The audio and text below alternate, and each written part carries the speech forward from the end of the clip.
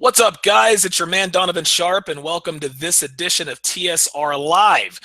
At Donovan_Sharp is where you guys can find me on Twitter. You can also visit donovansharp.com to listen to past episodes of TSR, which can also be found on iTunes, SoundCloud, and of course right here on YouTube. The contact tab on my website is where you can submit your questions, your comments, or requests for future podcast episodes, stories you want to share.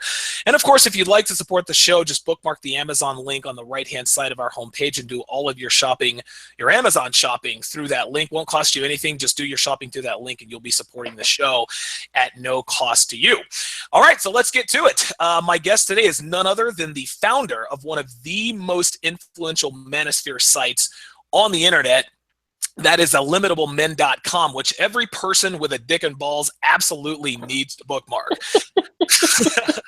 As you guys can tell by the laugh, I am talking about none other than I am, who is you're actually making your fourth or fifth appearance here on TSR Live, because there is that, it's the sixth, but it's maybe the fifth and a half, because there's that lost episode of Atlantis that kind of got lost in the archive. Yeah, like if you read some Plato, you'll hear about the lost episode that sunk beneath the earth. Yeah, we did like a I think it was an hour and a half, 2-hour episode. Oh, it was God, actually it was a really good episode, and I remember thinking, I'm proud of this episode. It was a great episode. And then you're not making me feel any better. You're not making me, dude, I was in love with that. I'm like, geez, making me cry over here, man. So we both loved that episode, and then it just fucking, like, I think you tried to edit it or something, and then... Well, listen, I'll actually tell you exactly how it happened. So right after we got done with the episode, it was uploading to YouTube. It was still in the process of being processed. I took that link and I converted it to MP3 so that I could put it on my website as well as SoundCloud.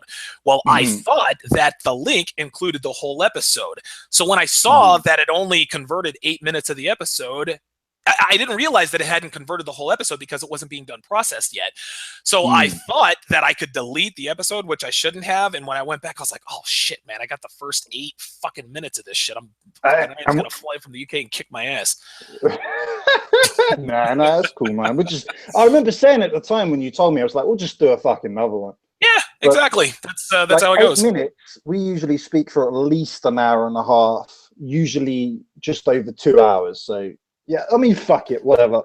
It's like when we say there's a lost episode, people are gonna think that we have like an episode that we haven't released and we're just being assholes. And like Tupac. Yeah, like apparently, like his mum just keeps releasing songs, and the guy's been dead like how long? He just keeps bringing songs out. Since '96, brother. Like he's been, the man's been dead for over 20 years, and Mama Shakur keeps releasing songs. I imagine that all of our side bitches, like long after you and I are 6 feet under, all our side bitches, our main chicks, our side bitches are gonna say, yeah, we have access to I Am and Donovan Sharp's lost episodes, and that'll carry our name on forever. And it'll be total bullshit. Like, you know, like I don't believe that Tupac worked that hard. Do you know? I think there's a guy who is really, like, I'm getting conspiratorial now, right? I think there's a guy who sounds like Tupac who just has like a ghostwriter or something and releases songs, and then this is completely fucking off topic, right? But I reckon there's a guy who sounds like Tupac. They have a ghostwriter like Drake, and then they get his mum to release it because she gets a profit cut, and they're like, "Oh yeah, it's another thing he didn't release. It's another unreleased." I'm trying to do your girl voice, which is nowhere. it's nowhere near as good as your girl voice is the shit. But I'm trying, man. They all sound the same, man.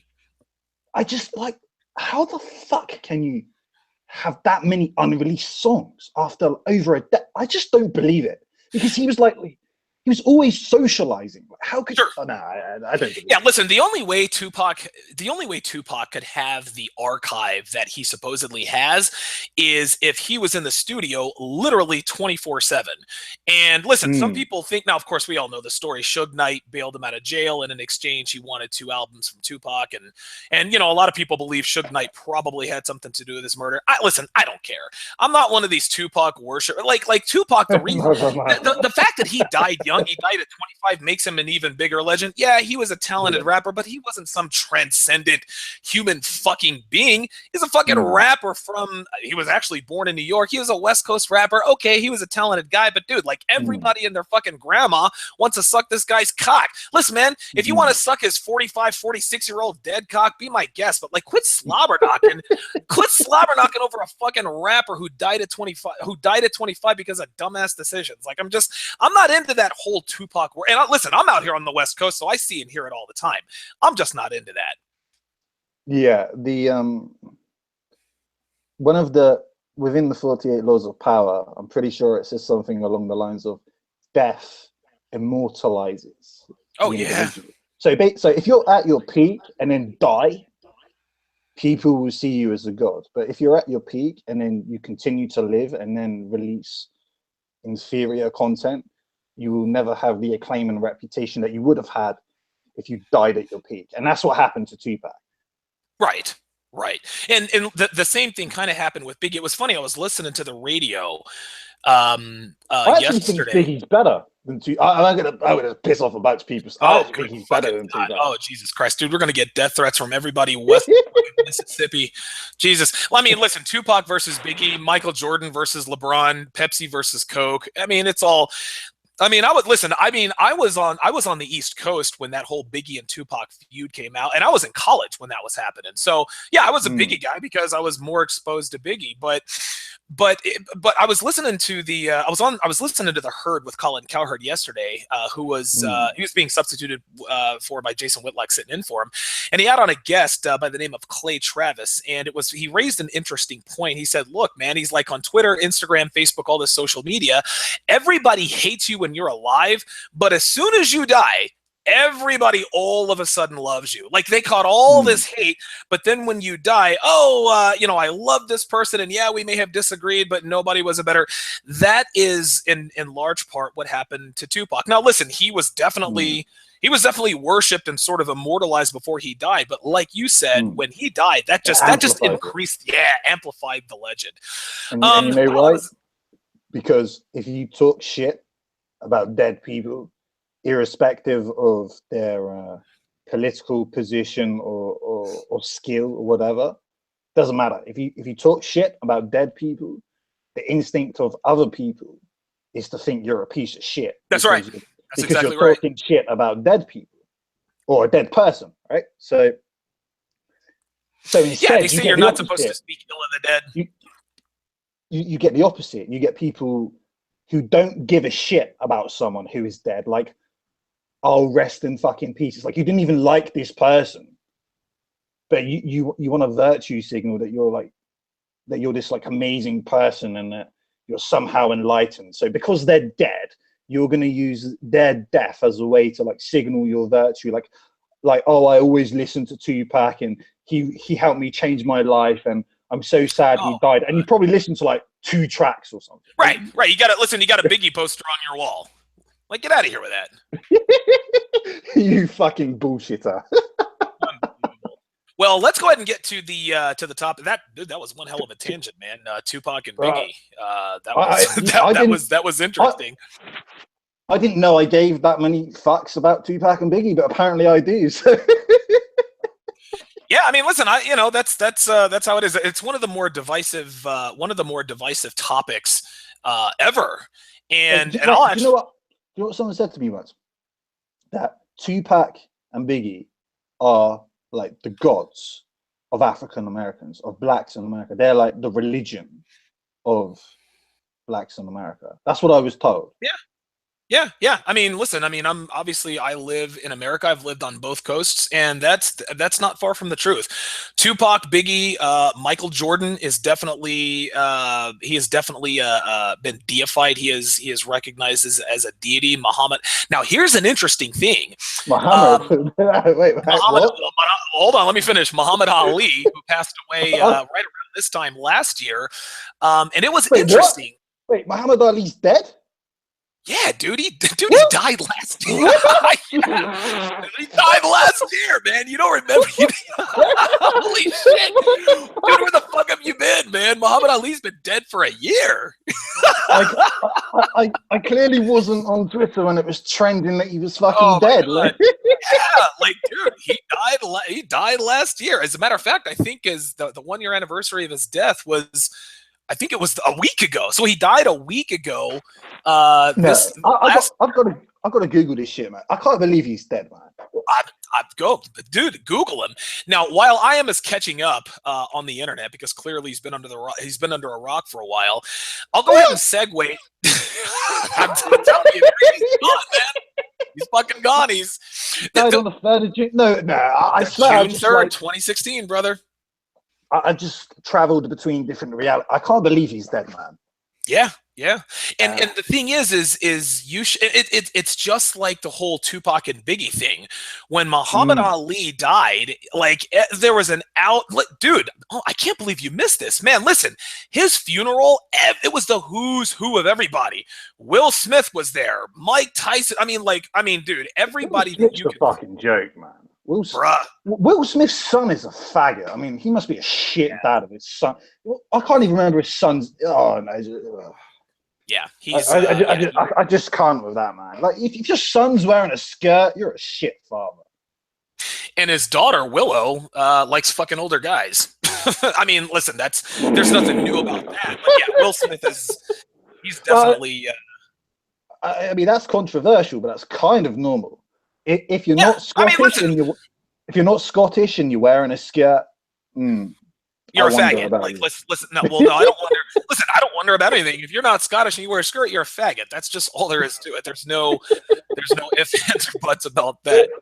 So let's go ahead and get into the topic of the day, and that is why do so many men hate on the manosphere? Now, you're one of the Red Pill superstars, and you have a huge presence on Red Pill Reddit. You have posted countless articles, countless snippets, and I'm sure every once in a while you will open other articles. Like Gay Lou Boyle, he's a big one. Rollo Tomasi, obviously, he lives right down the road from me. Cool. Yeah, he and I both live in Reno. And we both travel a lot, so we're always missing each other. One of these days, I'm gonna have to meet up with him in a coffee shop to make sure he's real. But Make sure it's funny. Not a chick. Well, see, here's the thing. Like, I remember watching one of his videos, and I noticed some mountains in the background, and he had on a UNR hat, University of Nevada, Reno. I recognized it immediately, so I hit him on Twitter. I was like, "Yo, hit me." And so I was like, dude, you live in Reno? He's like, yeah. He's like, dude, I do too. And so we kind of hit it off from there. But I've noticed lately, and maybe this has been a trend for a while. Maybe this is always the way it's been. And maybe I'm just now noticing because I'm starting to get a bigger presence on the manosphere, what with my Return of Kings articles, Negro Manosphere. I now have two podcasts that I do, this one and then a sports talk, Red Pill podcast. But I have noticed that it's sports talk. Red Pill. I don't know what that means. So, like, can you? Well, what we do is we talk about sports from a Red Pill perspective. So, if college girl accuses, XYZ State University football player of rape, we automatically know it's probably bullshit, and then we talk about that. So, among other things, but one thing that I've noticed is that there are so many haters. Now, we know that women are going to be haters of the manosphere. There's no question about that.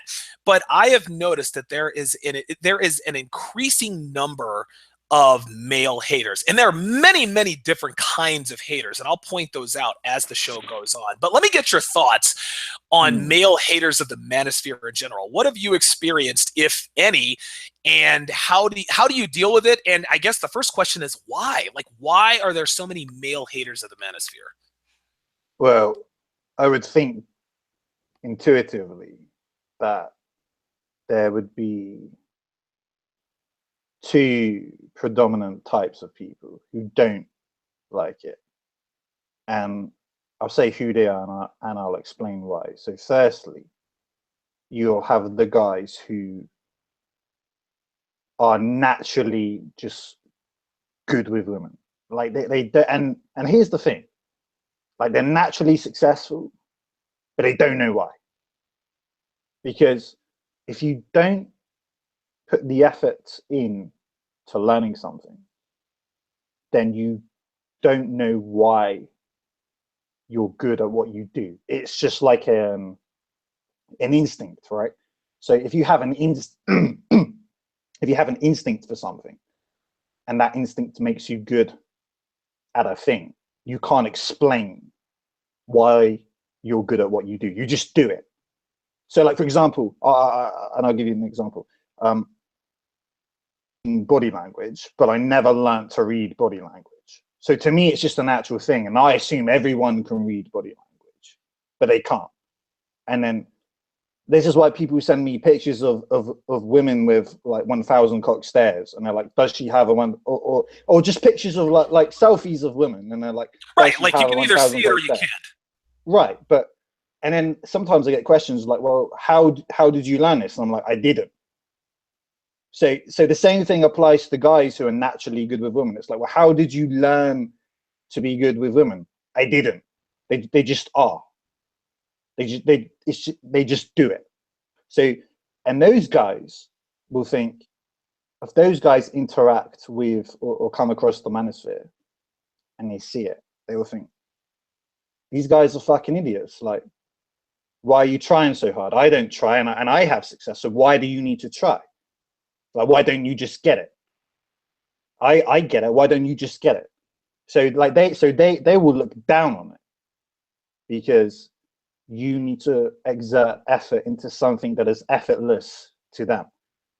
Now, the other kind of person is the like the brainwashed kind of faggy kind of guy who has Yeah, lots of millennials. female friends and never gets laid. And he just thinks like you're a bunch of predacious assholes. And yeah, there's nothing really more else to say about him. He's just offended. So those are what I intuitively think are the two kind of like main archetypes that dislike the manosphere. The guy who doesn't have to try, and the guy who doesn't have any success but thinks you're predacious for trying to be successful with women.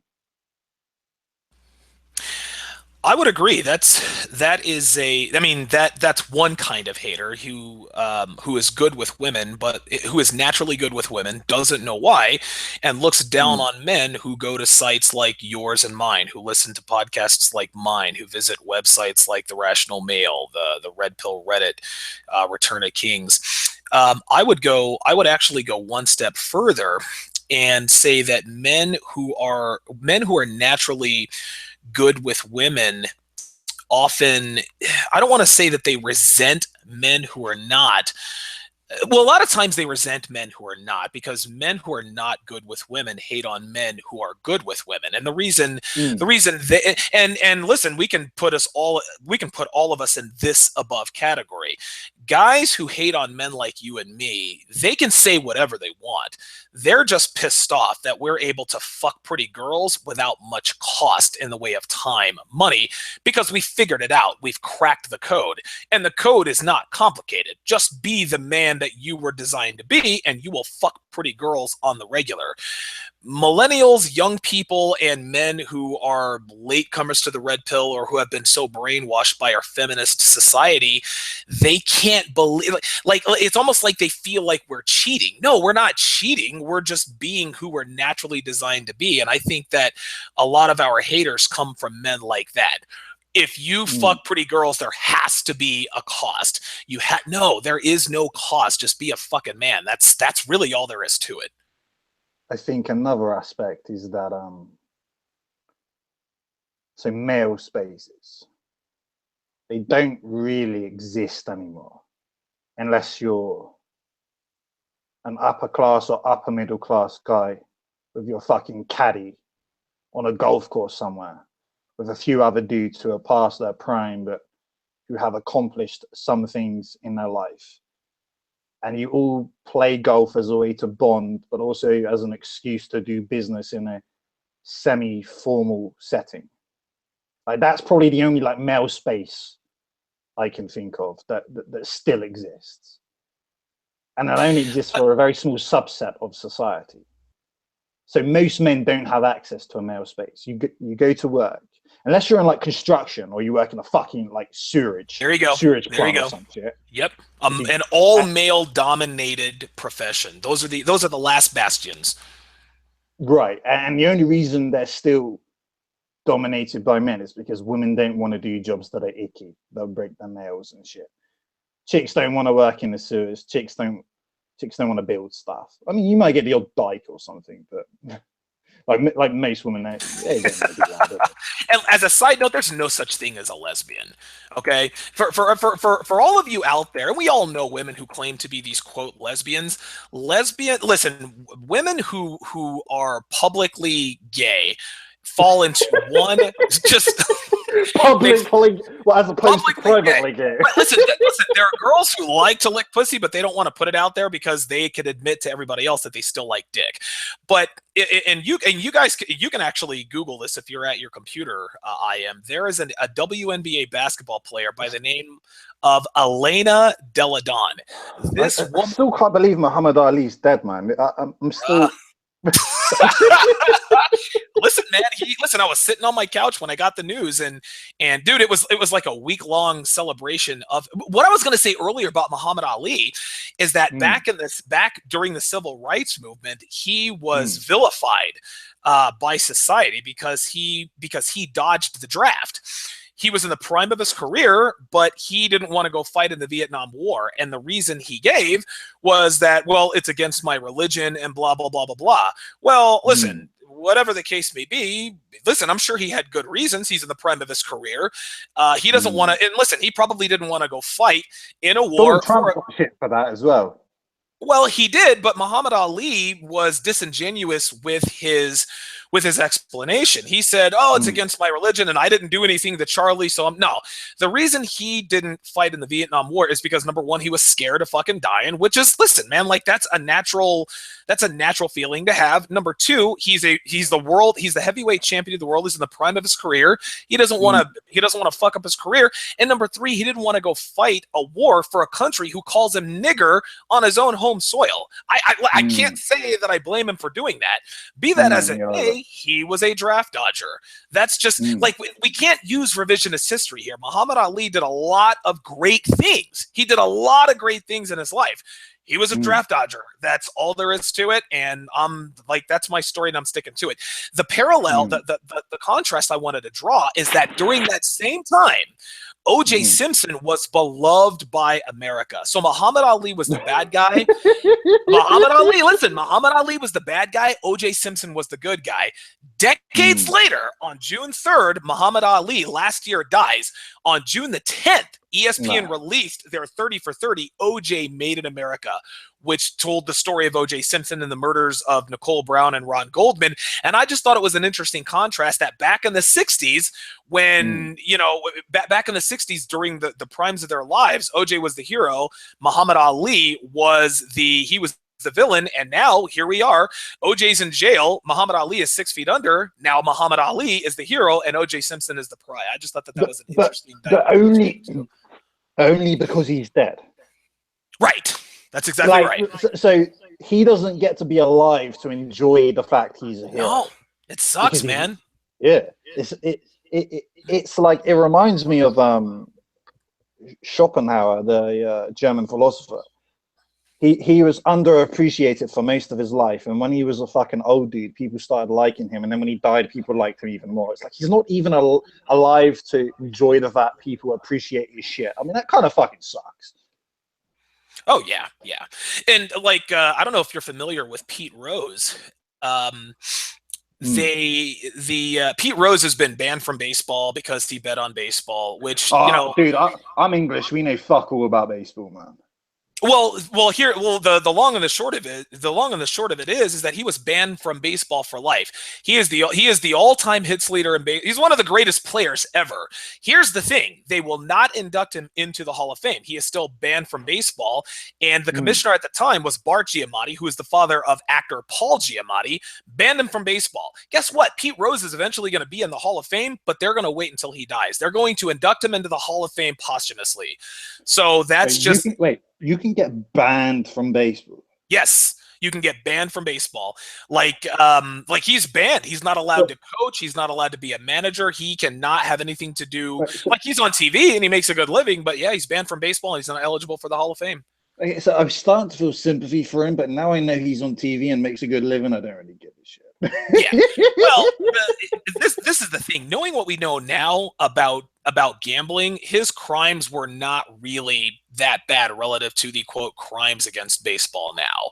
But I just thought that was an interesting. I thought that was an interesting note about Muhammad Ali, and he was definitely an icon before he died. But now that he is dead, his legend has definitely grown even more. Gentlemen, you are listening to the Sharp Reality Live with special guest Illimitable Man, founder of illimitableman.com. Make sure, guys, that you bookmark his site. Follow him on Twitter at Illimitable Man. That's singular. And if you have a question for either or both of us, just type it into the chat section in YouTube. My assistant is not with us today, so I'm going to be the one manning the chat section. Now, moving on with these haters, let's go ahead and talk about haters. Let's talk about we're gonna get back on topic. Yeah. Right. Oh my god, dude, we're all over the place, but that's the beauty. I swear this shit's more tangent, and people are going to be like, I came here to hear about why people hate on a manosphere. Instead, I heard about Muhammad Ali and Tupac. Right. We've been on this podcast now for over half an hour, and it's been Biggie and Tupac and Muhammad Ali. I mean, it is what it is. Fuck it. Well, one of the kinds of haters that I absolutely hate the most. Okay. Right. So you're hating the hater. Haters. Well, I don't hate them. It's the ones that get on my nerves the most, and they're called. And I like to call them referendum gangsters. Now, let me explain that. just stay with me. So, what referendum gangsters like to do. Is they like to read your article, listen to your podcast, okay? And you'll make a point about women or pickup or the dating market or the sexual marketplace, and you'll say something to the effect of, when I was down in Vegas, I picked up a girl at Caesar's Palace, and it was rainy that day. I mean, it never rains in Vegas, but I'll say something to the effect that it was rainy that day or something to that effect. And somebody will... Yeah. Right, exactly. So someone will say, "No, I was in Vegas that day, and it wasn't rainy; it was sunny." So your entire point is wrong. I'll give you another example. I'll give you another example. A few weeks ago, I did a podcast on Aaron Hernandez and about how the media has swept his mother's role in his development as a murderous individual. Again, I'm not absolving Aaron Hernandez. He did the crime. He ought to do the time. But had Aaron Hernandez's father been a bad dad, which he was not, his father would have been all over TV. Aaron Hernandez is a murderer because of his dad, but it was his mother, Terry Hernandez, who acted like a cheating slut, ran a gambling ring, moved in an abusive drug dealer, married him, the whole story. Some idiot decided to say, and I made a point that he was Rob Gronkowski before Rob Gronkowski, and he says, well, you got to get your facts straight. He wasn't Gronk before Gronk, so your whole point is wrong. So what have you ever experienced these referendum gangsters who like to take out an insignificant fact that has almost nothing to do with the larger point and use that as a referendum on your larger point, or do you not experience that? What do you think of those people? They're just pedantic motherfuckers who think if there's a mismatch between 2 points, so it's 1 point, but they think if they can disprove one aspect of what you're saying, then all of what you're saying is incorrect, which is actually fallacious in and of itself, right? Sure. So if you say you were out somewhere and say a chain of events occurs and you say you have a beard and I was there and I say you don't have a beard and therefore nothing happened, well, that I might be correct in saying you don't have a beard, and you may have lied about the fact that you do have a beard, but that doesn't mean none of the events that occurred aren't true. Right. So all that means is I've disproved 1 point. What they're mistaken is disproving 1 point for disproving an entire chain of events, an entire argument. However, I also think that people who who disprove one point, they could be bullshitting, so they haven't actually disproved the point. So if they so in your example, it was to do with the climate, right? So it's like, oh, it's raining. Oh no, it's not. Well, how do we know this person who said I was there and it wasn't raining? How do we know they're not lying? How do we know they're not just full of shit? Like I swear, when I use the internet, it leads me to believe there's like there's a very high population of people either A, pedantic as fuck, or B, just autistic, because they take like one point and they just fixate on this fucking point, and they think because they have this fucking point that everything else is wrong, and it's fucking stupid. To be honest, I just ignore these people. There's no profit to be had in any sphere or meaningful way from interacting with them. I mean, and here's another thing: the more followers you get on the internet, the more people hate you for no reason and dissect what you say and try to find like inconsistencies, or just anything. Yeah, anything that can be like mildly interpreted as incorrect or imperfect, that's going to get highlighted. Right. And why do they do that? Well, either they're pedantic / autistic motherfucker, or they just want more followers. It's just a huge fucking crab bucket, isn't it? People with less followers than you see you as an opportunity to get more followers, and they can either A, work with you and be good people, or not even good, but like cooperative people and non-combative and productive, or they can just be huge fucking dicks and try and fight you. And that reminds me of and I wrote about this in my my law 1 never outshine the master essay, that so right now in 2017, 50 Cent is bigger than Ja Rule, but when 50 Cent was like coming up in the hip hop game, he was beneath Ja Rule. So he was beefing Ja Rule because, and a lot of people don't even know the fuck Ja Rule is anymore, which is a testament to what I'm saying, by the way. But when 50 Cent was coming up, you know, like before he'd released In the Club, and I think he just had his mixtape out, like The Power of the Dollar, or whatever the fuck it's called. Yeah, I remember. Like, yeah, he was beefing with Ja Rule, because Ja Rule, like at that time, Ja Rule was like doing shit with Ashanti, and he was like kind of like at the top of the game, and not because he was like the best in terms of like skill or ability, but he was just there. You know, he had the right marketing and a record label on blah blah blah, and he had some hits. Right. Listen, he made a couple of appearances in the movies, and a lot of people probably don't even know this, but Ja Rule made a cameo in the very first Fast and Furious movie. Like most people don't even know that. Most people don't even remember. Yeah, I did that. And I've seen all the first, well, not all of them. Like I haven't seen the newest ones, but I've seen. No, neither. I've seen them all except for the newest one. But yeah, he was in that first Fast and Furious. Shit, man. But yeah, so my point is that 50 Cent was the little guy. He was the David, and Ja Rule was the Goliath. And he was like, well, if I fight Goliath, even if Goliath replies and I lose, people now know who I am. Right. So that's the inversion of never outshine the master. Outshine him on purpose so people notice you. And that's what 50 Cent did with Ja Rule, and he won. Like he won the conflict, so to speak. Now Ja Rule's just like fucking nobody now. He's just like disappeared. Yeah, no one's seen him in 5 years. He tried to come back, and that failed. And 50 Cent doesn't release music anymore. He's like into other shit. Like he bought like vitamin water or some shit. Yep. But he's still more of a factor in anything, as opposed to Ja Rule. So the example there is that 50 Cent made the inversion of Law 1 work for him. And when people hate on you online for no reason, they're just being 50 Cent attacking Ja Rule. Not only that, I remember that whole 50 Cent Ja Rule thing, and I remember thinking to myself, I actually remember thinking to myself, like, who is this 50 Cent guy? And I remember thinking to myself, like, what is he, like nickel? Like, I didn't know who he was, but I said, well, you know what? I'm thinking about him now, so he's doing something right. Jay-Z actually. Jay-Z's had many beefs, but he figured out very early on, when he started to become the mogul that he it has now become that any rapper in the rap game who comes after him is doing nothing but trying to increase their profile. There's a Self-promotion. group. Absolutely. There's a group out there. There was a group out there called Onyx, and one of their lead rappers was Sticky Fingers. Well, Sticky Fingers apparently had some, yeah, him and Fredro Starr, Attack of the Ballheads, and all that. How can you be taken seriously with a name like Sticky Fingers? Well, listen, their album, the last album they put out, I actually like a couple of songs in there, but I remember Sticky Fingers was almost out of the game.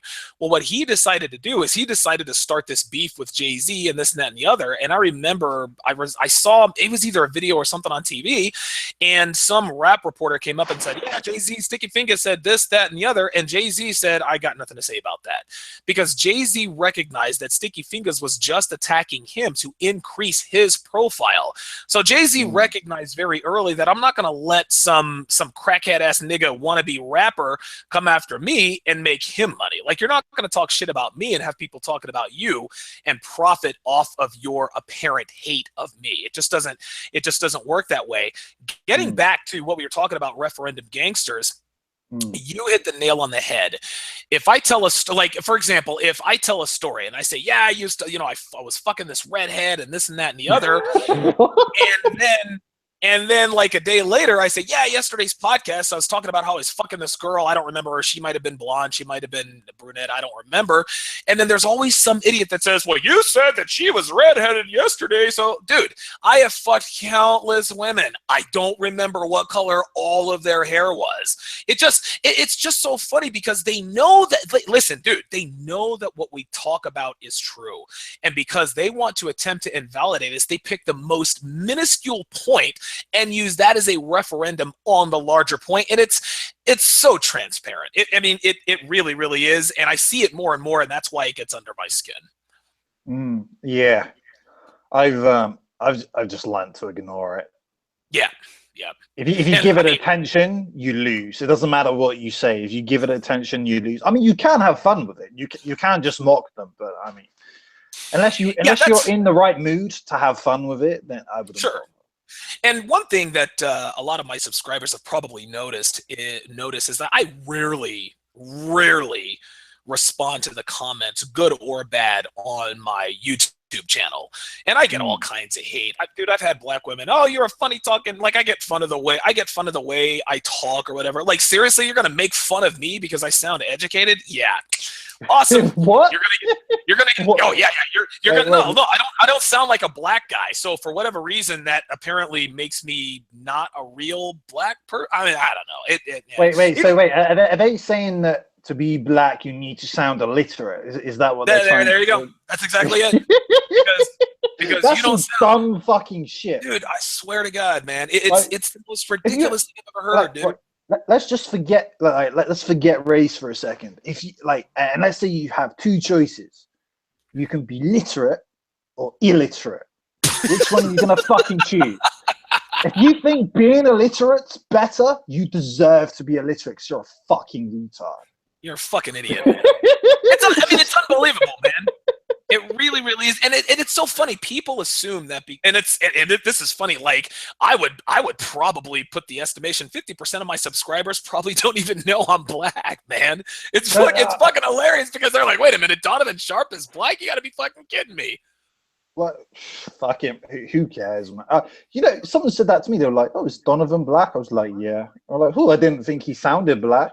So I get that. I mean, I'm not from America, but that tells me that whether you're black or white, you think that black people should talk in slang and like they're kind of stupid. Right. And I don't think that's anything to aspire to. I mean, if you're in like a really rough area and people are going to be violent because you don't speak in the local fucking slang. All right, fair enough. Speak in a local slang, so you haven't got to so you're not going to get shot or you're not going to get cut or whatever. But that, it's not a life goal to have poor literacy. I mean, I take it as a compliment. The fact that people think that you're well spoken, that's a fucking compliment. The thing is, and I get a fucking ton of emails and comments. People want to know They say, look, Donovan, no disrespect, love your podcast, love your work on ROK and Negro Manosphere, but why is it that why is it? And it's an honest question. It's not rhetorical, trying to make me look stupid, but they always ask, well, why do you sound the way you do? And the answer is simple. My father was in the military for almost 30 years. I was raised on military bases. And so black people, white people, Asian people, Hispanic people, all of them that were raised on military bases sound exactly like I do. And that's and because I mean, listen, this is all I knew. I didn't become a civilian until I was 16 years old, when my mom when my mom finally figured out that crackhead ass nigga that she blew up our family up to be with in Detroit finally got some sense to her, moved to North Carolina, and then she sent for us, and we were smack dab. We moved to Durham, North Carolina, and we all remember the Duke lacrosse case. That city is still racially divided, and I had never experienced segregation. I'd never experienced it because everybody did everything together all the time. And so I noticed that, right, everybody was, it just didn't matter. But there's an aspect of underlying respect in the military, because in the military, people are... Right, you are judged by your rank. Right, but people are disciplined and they could die. If they're in a combat role, they could die. So there's an underlying respect. Sure. Whereas in wider society, these are not factors. Like, many people in wider society are not disciplined, and you're probably not going to die. So it kind of changes the atmosphere of social interaction. I remember, and I've got this in the queue. I'm going to do a podcast, and I'm going to write an article entitled "He Talked Like a White Boy," and listen.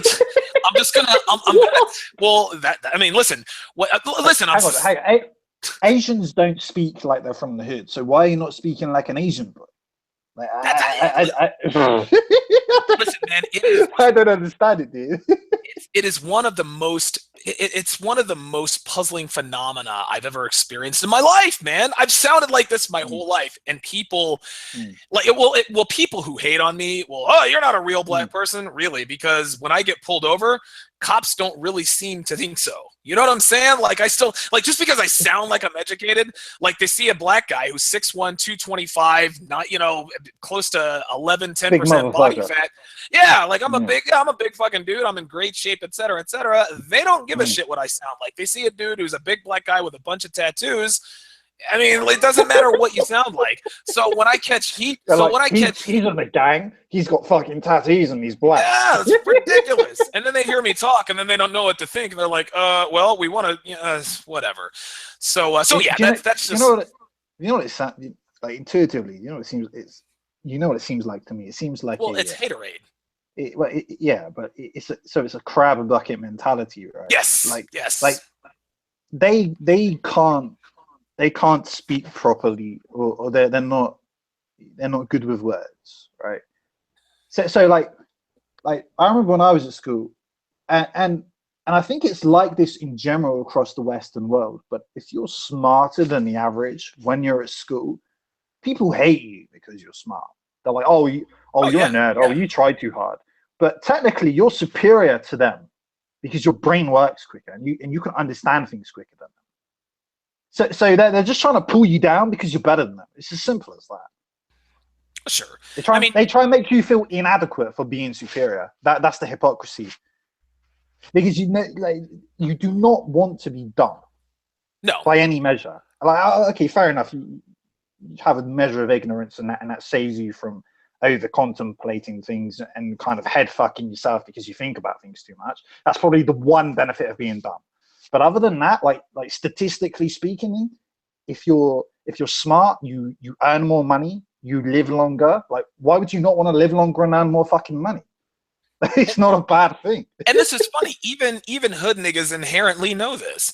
That's and they know this. And this is so funny. I got made fun of in high school in North Carolina. Now, I went to high school in 3 different states. I started high school in Hawaii. Then Hawaii. Yeah. They got like an army base there or some shit. Well, there's Hickam Air Force Base, and then there's Army AMR. Hickam Air Force Base is right next door to Pearl Harbor. And so Mm, when I went to Aliamano Intermediate School for 7th and 8th grade. When I got to high school, I went to Radford High School, which is a predominantly military kid high school. Now they had other high mm, schools in the area, Moana Loa, Aiea, Kailua, etc. St. Louis High School, King Kamehameha High School, but I went to Radford High School. Well, when I went to Altus High School in Altus, Oklahoma, that was predominantly a military school, but they didn't really know how to take me because of the way I sounded. Dude, I got to North Carolina, man. They're like, "Who in the fuck is this?" Funny. I mean, it was eye opening, but obviously, no. I mean, I'm nearly 40 years old. I mean, I'm a grown ass man now. It doesn't really mm. matter what I sound like, but it's so funny that my haters who a lot of my haters want to sit here and make fun of the way I talk. Like, guys, I'm not 14 anymore. Like, you know what I mean?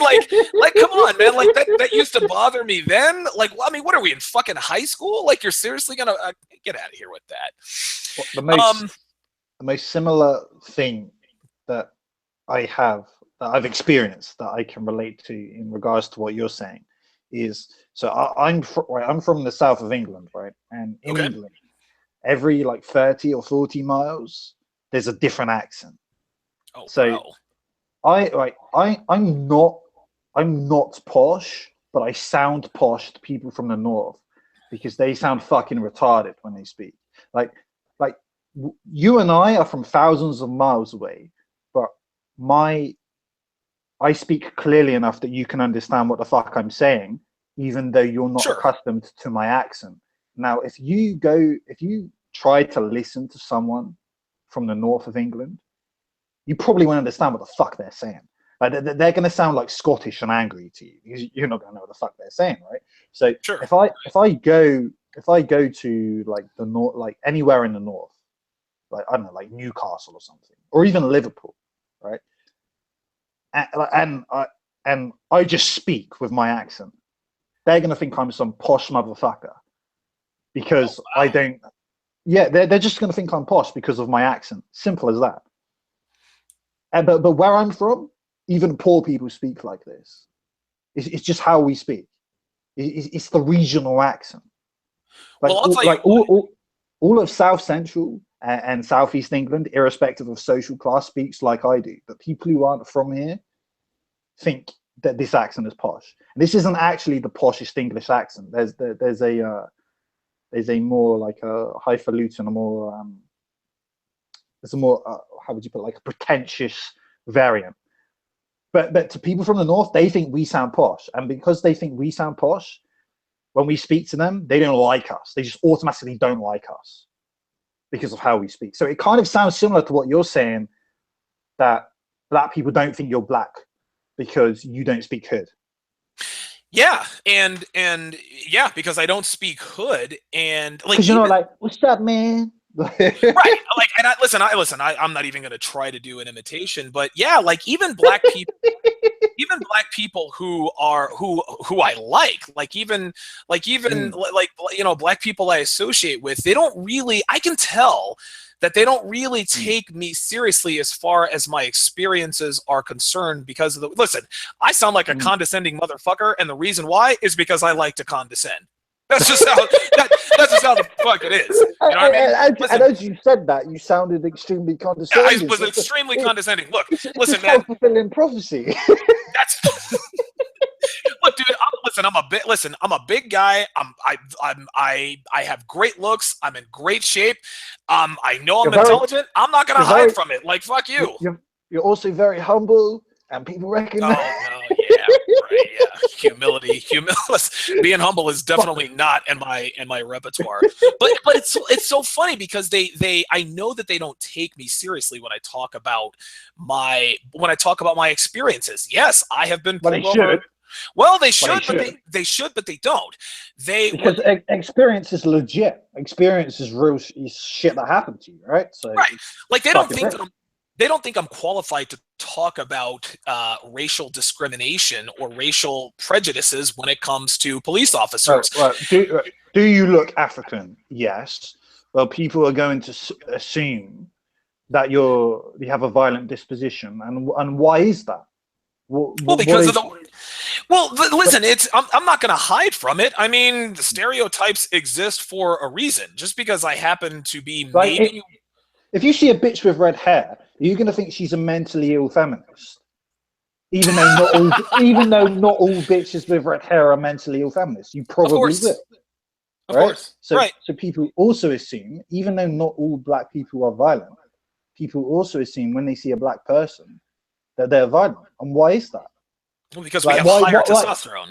right? Like why don't people assume the little Chinese boy is violent? Because he's not. Right. So there's something behind it. It's not that people just making shit up. Like do people want a specific group of people to be violent? No. Why would they want that? Because if you're around violent people, you have to be more alert and astute Yeah, it becomes and your disposition. and defensive, because they could fuck you up. Like they're more like, if someone's more impulsive and aggressive in disposition, and you're in their company, you can't It's relax, can you? You can't just like crack out some Plato and just like, put your feet up and have a fucking cup of green tea and chill out. You're like, this motherfucker could fuck me up, so right, right. I need to be more alert. So and this is the thing, like say you're a black dude, right? And you're Well, I not. actually happen to be a black dude, so there we go. Oh, that's very useful, right? But like let's say, like, it's a thought experiment. You're a black dude, Hmm. and you're not an aggressive person, and you're quite civilized and you're quite intelligent and whatever. You will get unfairly discriminated against, because most people who look like you aren't like you. If they were, that stereotype would not exist. It's as simple as that. I would agree. I think that I think like, and listen, there's nothing unique about me. I'm not special, but I think that I mean, look, dude, like whatever. I mean, I'm Well, just come on, listen, man. you said you're fit, you're good looking, you're Yeah, but what's it, listen, there are a lot of 6 foot and 210. Like, yeah, you got it going on, man. well, 220. Well, look, listen. Let me correct you there. I'm 225 actually, So but you got an extra 15 pounds of raw yeah, masculine muscle. it's You're just proving my case for me. look, I'm telling you, there's nothing special about me. Jesus Christ. But the thing is that I experience I experienced the world like a typical black American male experiences the world. Just because I talk a certain way doesn't mean that I can't speak to having experience. Dude, my hands have been on the hoods of police cars for little to no reason. That's just how it is, man. Like, Right. that's the world that we live in. And for people to discredit those experiences, whether it's directly or indirectly, just doesn't make any sense. Just because I So, don't talk like you or sound like, I may look like you, but just because I don't mm, talk like you doesn't mean I'm bullshitting. Like, this stuff really happens. It's the way it is. the only time having a criminal record and sounding thug or gangster or hood, whatever the fuck you want to call it, the only time that's an asset is when you're around people who are thug and are hood and are gangster, and you're in a shit neighborhood, and where the hierarchy of respect and credibility is based upon how much of a crazy motherfucker you are and how many times you've broken the law. Outside of that, it's the inverse. So the more thug and hood and gangster you fucking sound, and the more of a criminal record you have, the more you're fucking things up for yourself. People like, so outside that like sphere, that microcosm, that's not an asset. So it's an inversion of values. That's what it Right. is, man. So Right. if you're in like mainstream society and you're dealing with like companies and people and shit, you don't want to sound like you're hood. That's not a good thing. It's not going to make you money. It's going to make you money if you're a gangster rapper, because a gangster rapper has to sound like that. Otherwise, people can be like, "Oh, you're not a gangster rapper. You're full of fucking shit." It's like when you're like, I don't know, some fucking like 17-year-old middle class kid from North Carolina, and you're fucking white and you're trying to be a gangster rapper. It doesn't make people are gonna laugh Right. at you. Right. You don't Like, identify with those people. Sure. right? It's like you're full of shit, and it's like, everyone's like, well, Eminem, like he's white and he was successful. Why is that? Well, Yeah, because he's his fucking mum, real. God damn it. His mom fucked his ass up. He's from Detroit, man. exactly. So he's from Detroit, and his mum was like some fucking pillhead, right? She was a pillhead. So she was on drugs. And a slut. Yeah. Yeah, she's on Right. drugs Yeah. and she's a slut. Yeah. So he has the requisite dysfunction to be accepted by other people who are dysfunctional, and he was on drugs himself. And I saw a documentary where Eminem was questioned, and he said, I think he said the first 4 or 5 years, all the events and concerts he did, he was on drugs, and he said that the first event, like he was trying to give up drugs, and the first event he did where he wasn't on drugs, he was shitting him. He was really scared. It was like being on stage for the first time, even though he'd been on stage live to tens of thousands of people for years. But all those other times he was on drugs, and this time he wasn't. So the reason he's accepted is because he's as dysfunctional as the people judging him. Right, he's damaged, and that's part of what makes an art. Like you can't be a transcendent talent if you're a balanced individual. Tiger Woods, No. right? Listen, Tiger Woods, he is not balanced at all. Like that is I mean, listen, he's great, or he was great at what he does, but he's not balanced. Eminem, that is one fucked up motherfucker, man. Like he's probably still in therapy as we speak, but that is part of what makes him great. Yeah. What you're saying makes me think of Charles Bukowski.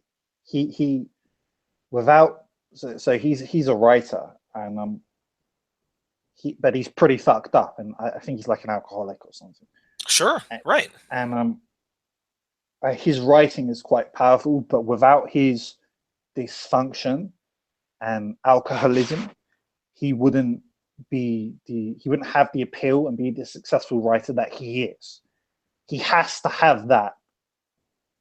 It's weird because it's like his dysfunction has made him a success.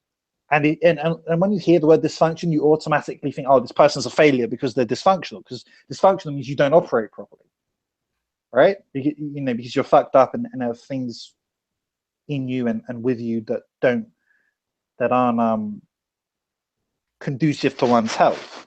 But like Charles Bukowski wouldn't be Charles Bukowski.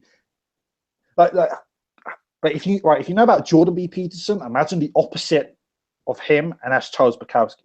Right. Like so Charles Bukowski doesn't preach virtue. He's just kind of aggressive and bold and just like, well, people are gonna fuck you over anyway, so you may as well fuck them first. Like it's like total opposite of Jordan Peterson, who's like try to be the best version of yourself and identify your weaknesses and work on mitigating them. It's like the total opposite.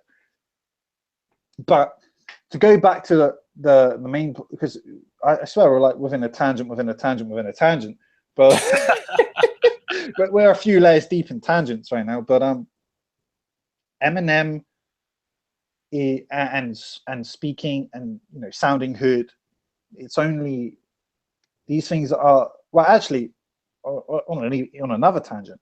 There's creativity in suffering, right? So Eminem, Marshall Mathers as an individual, obviously suffered a lot, and that reflects in his art. And suffering is conducive to the creation of good art. What you find is that when people become highly successful from their art, the quality of their art decreases exponentially. And there's a few reasons for that. One, that they're comfortable because they're earning a lot of money, and two, they're not suffering anymore. And the suffering was the source of their creativity. So because they're not suffering, they can't produce content that was as good as their original content. So people think, oh, they're selling out, they're purposefully diluting the quality of what they create because they're successful, and that's partially true. But the other aspect is because they're not suffering, because they're not in pain anymore, they can't transmute that pain into creativity, and therefore what they make isn't as good as what they originally made. And that's why what you'll find is like rappers or writers or who the fuck ever, anyone who has any kind of artistic aspect to them, who produces content, they'll be amazing in the beginning. And this is actually codified as an effect. It's on Wikipedia somewhere, but I can't fucking remember the name of it because my memory sucks. But they'll be amazing in the beginning. Right. And then they will slowly degrade and become average. And you think, what? You used to be so good. Like, why do you suck now? Right. Well, the reason they suck now is because they're millionaires now, right? Like they have the success. They don't. They're further removed from that pain. But more importantly, on an emotional level, they're not suffering to the degree they were. Suffering is a source of creativity, and like that's like with Eminem. Like listen to the lyrics in his songs. If you haven't suffered, you can't write those fucking lyrics. No way, man. Listen, suffering, chaotic upbringing, strife, turmoil. I mean, all of those things, those are the seeds of creativity.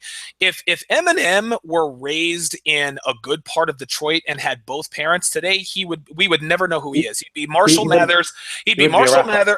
Well, of course not. He'd be Marshall Mathers, certified public accountant who works in Detroit. That would be it. He would not.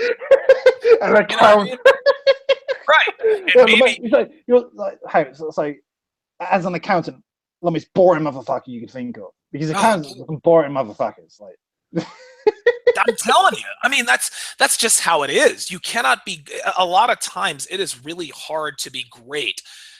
It's hard to be great if you don't have that chaos, that strife. Those I agree. That's necessary. Listen, Mozart was addicted to opium.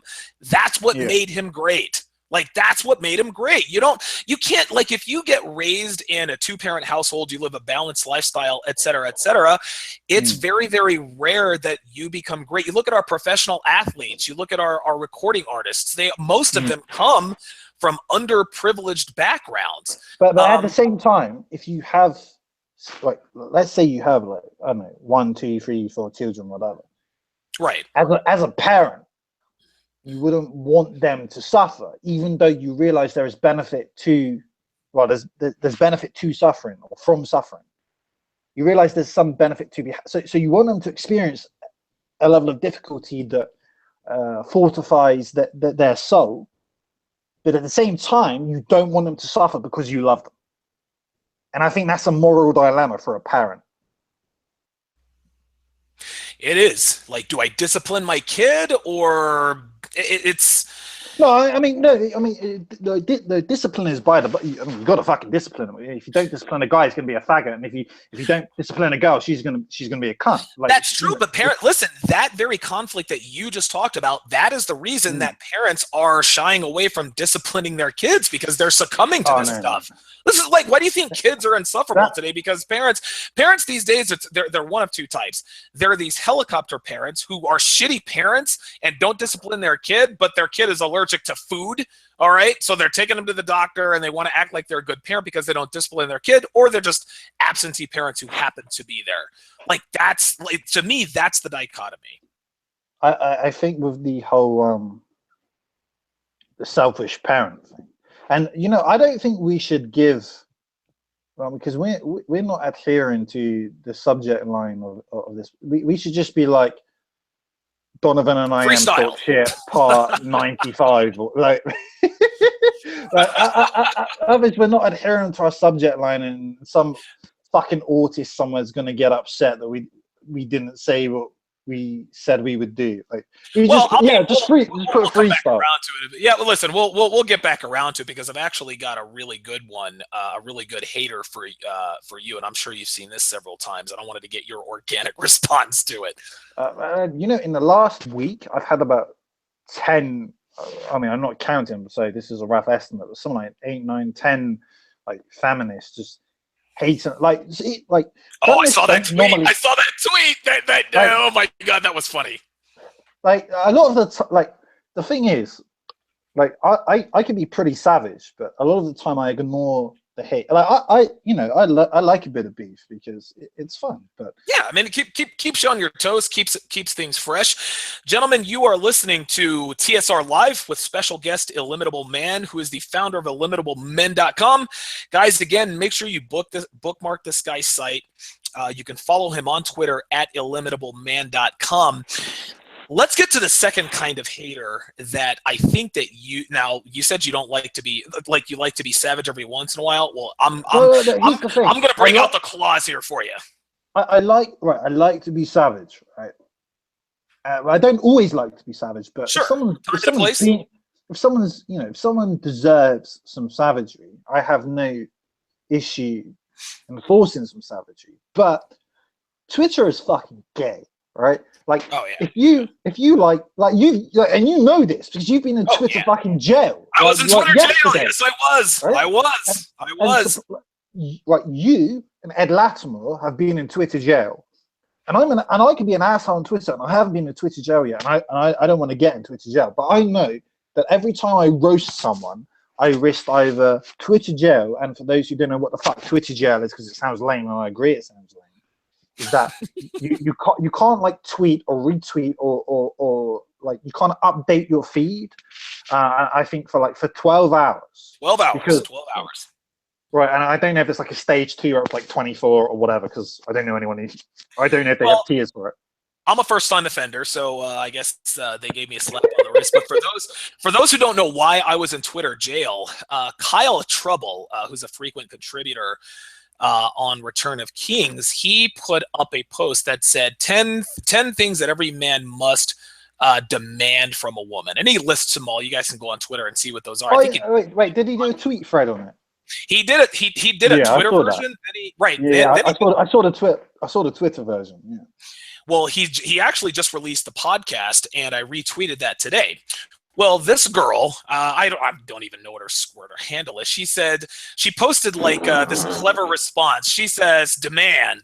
She says, thinking, and then she puts demand in quotes. Then she says, thinking, laughing, and then at the end she says, yeah, no. So in other words, she was telling Kyle, you know what, if you're going to be like that, you're never, as a woman, she would never she just hates him. Because, of course she is. You know why? Because she can't live up to the fucking standards, because she's a failure failure of a fucking woman. And she's a hoe. So what I said to her, I said, in response to her, I said, and that, my dear, is why you'll be passed around until your assets shrivel up. But on the bright side, I'm sure you give a mean blowjob. And that's what Twitter suspended me for. Twitter suspended me for keeping it real. Women who don't want to submit to men will get passed around by the men who will not wife those hoes up. She knew it. She got butthurt. She went to Twitter. Donovan said this and that about me.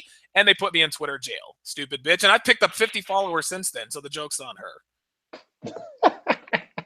Well, the thing is, though, within polite society, they'll be like, oh, men and women are equal. Sure. Right. So let's just say we accept this thing.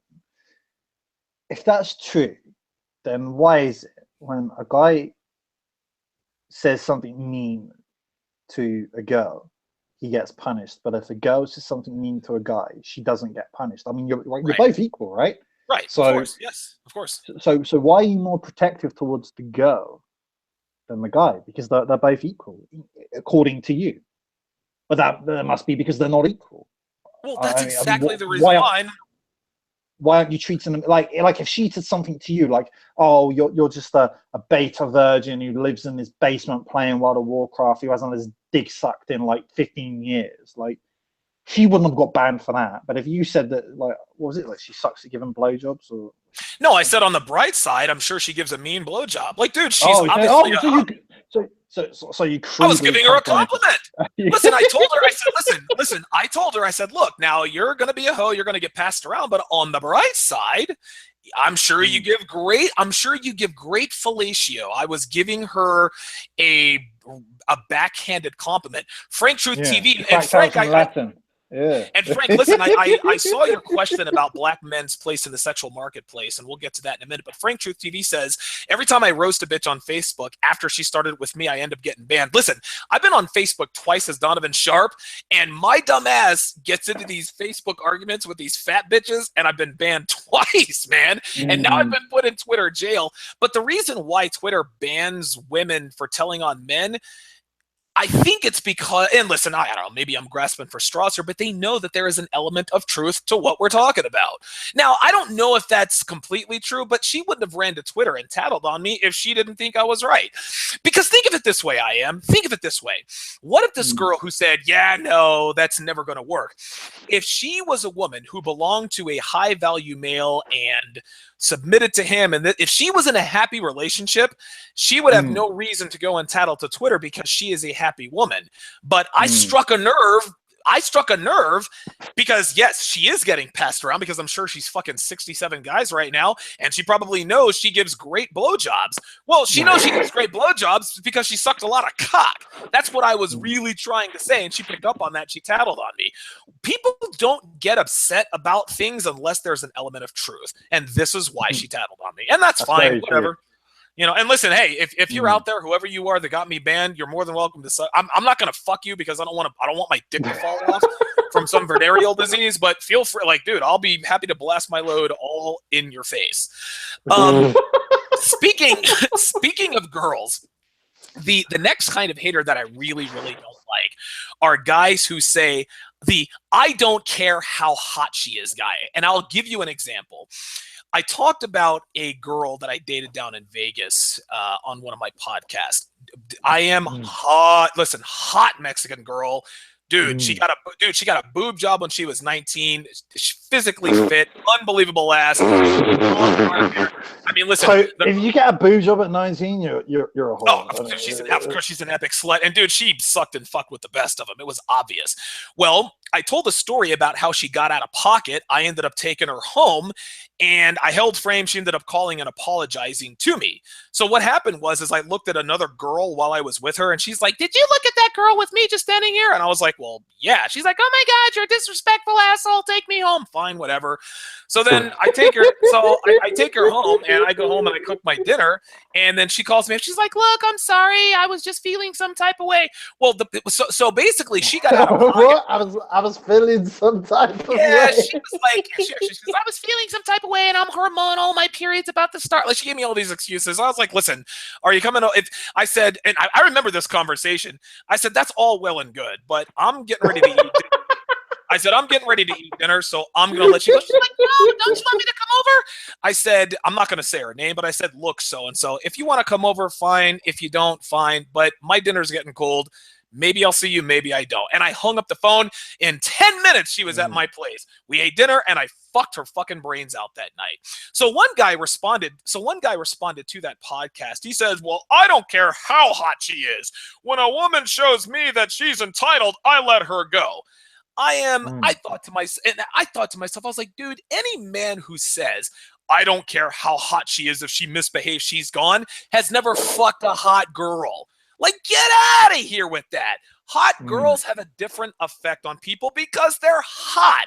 If you have time to comment on my YouTube videos telling me that I handled the hot girl the wrong way, you're full of shit. You're a fucking hater. Dude, if you ever fucked a hot girl, you catch one-itis as soon as she took off her fucking clothes, and you know it. I hate guys like that. Unbelievable. He's just hating. I mean, I don't care how hot she is. Give me a break. It's like your point. Like, if that guy was wildly successful with women, he probably wouldn't even bother to leave the comment. Right, that's what I'm saying. Pretty much your point.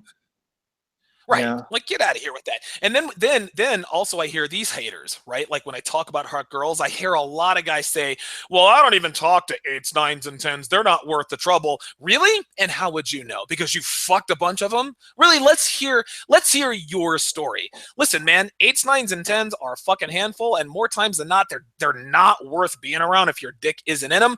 But dude, they're hot, and they do bring some value to your life outside of sex, like pre-selection. When you're seen around town, dude, I have fucked so many girls because I was with a hot girl. It's not even funny. That's one of the many benefits of being seen with a hot girl. But then you have guys telling me, well, 8s, 9s, and 10s aren't worth it. Well, you've just told on yourself because you've never fucked an 8, a 9, or a 10 because you would realize that there are other benefits involved with fucking 8s, 9s, and 10s. Get out of here, man.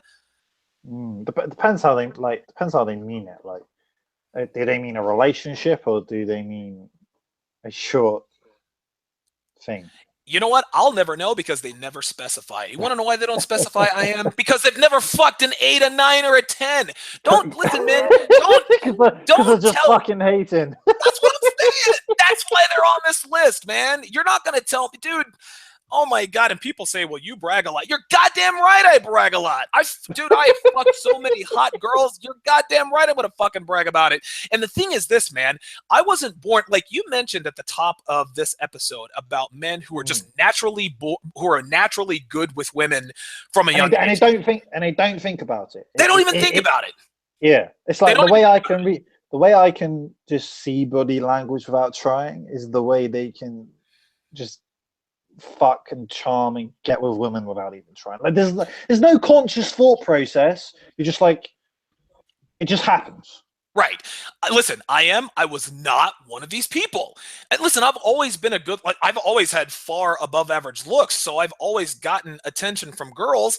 But dude, I got played like a fucking fiddle because I didn't know about women. And it doesn't matter how good you look. If you don't have game, you're not at the beginning. Right. At the beginning. That's what I'm saying. Yeah. So when I found the red pill and I learned, okay, well, yeah, like Wait, didn't you say you were married? I used to be married, and I mean, if you marry someone, you got to think that, you know, like this is someone fucking significant. I'm probably going to spend most of my life with, like, sure. You think there's something to it, right? Yes. Obviously, you don't fucking marry unless you're drunk in Vegas, and you are in Reno. Well, yeah. And I actually just moved up here recently because, down in Vegas, man, dude, there are so many, like when you, it got wild down there, man. Like it was absolutely, it got pretty crazy. The point is I'm a self-made man. I wasn't born a Casanova. I had to learn how to fuck pretty girls, and now I can do it in my sleep. But people, it's so funny. People they're just jealous of the fact that I can fuck pretty girls and I like talking about it and bragging about it. Well, the reason why you're hating on me is because you can't. And Frank Truth TV says it's just like college students. They eat ramen noodles because they can't get steak. Well, that's what it is. That's what it is. That's a fucking great analogy. Listen, it is. It's like these MGTOW fucks who shoot me like messages and they'll say things like, "Well, you're a slave to the vagina. Pussy's not worth it." No, you're saying pussy's not worth it because you can't get pussy. But I promise you, if you were to go out and get a land whale of a fucking girlfriend and stick your cock in a vagina for the very first time, you'd be sprung like a fucking mattress. So I don't want to hear it. I don't hate MGTOWs, but they, like, at least some of them, they seem to look down on men who haven't disowned women, which is weird. Right. Because it's a coping mechanism, dude. It's weird because if everybody was like them, there would be no next generation and humanity would be extinct. Sure. Right.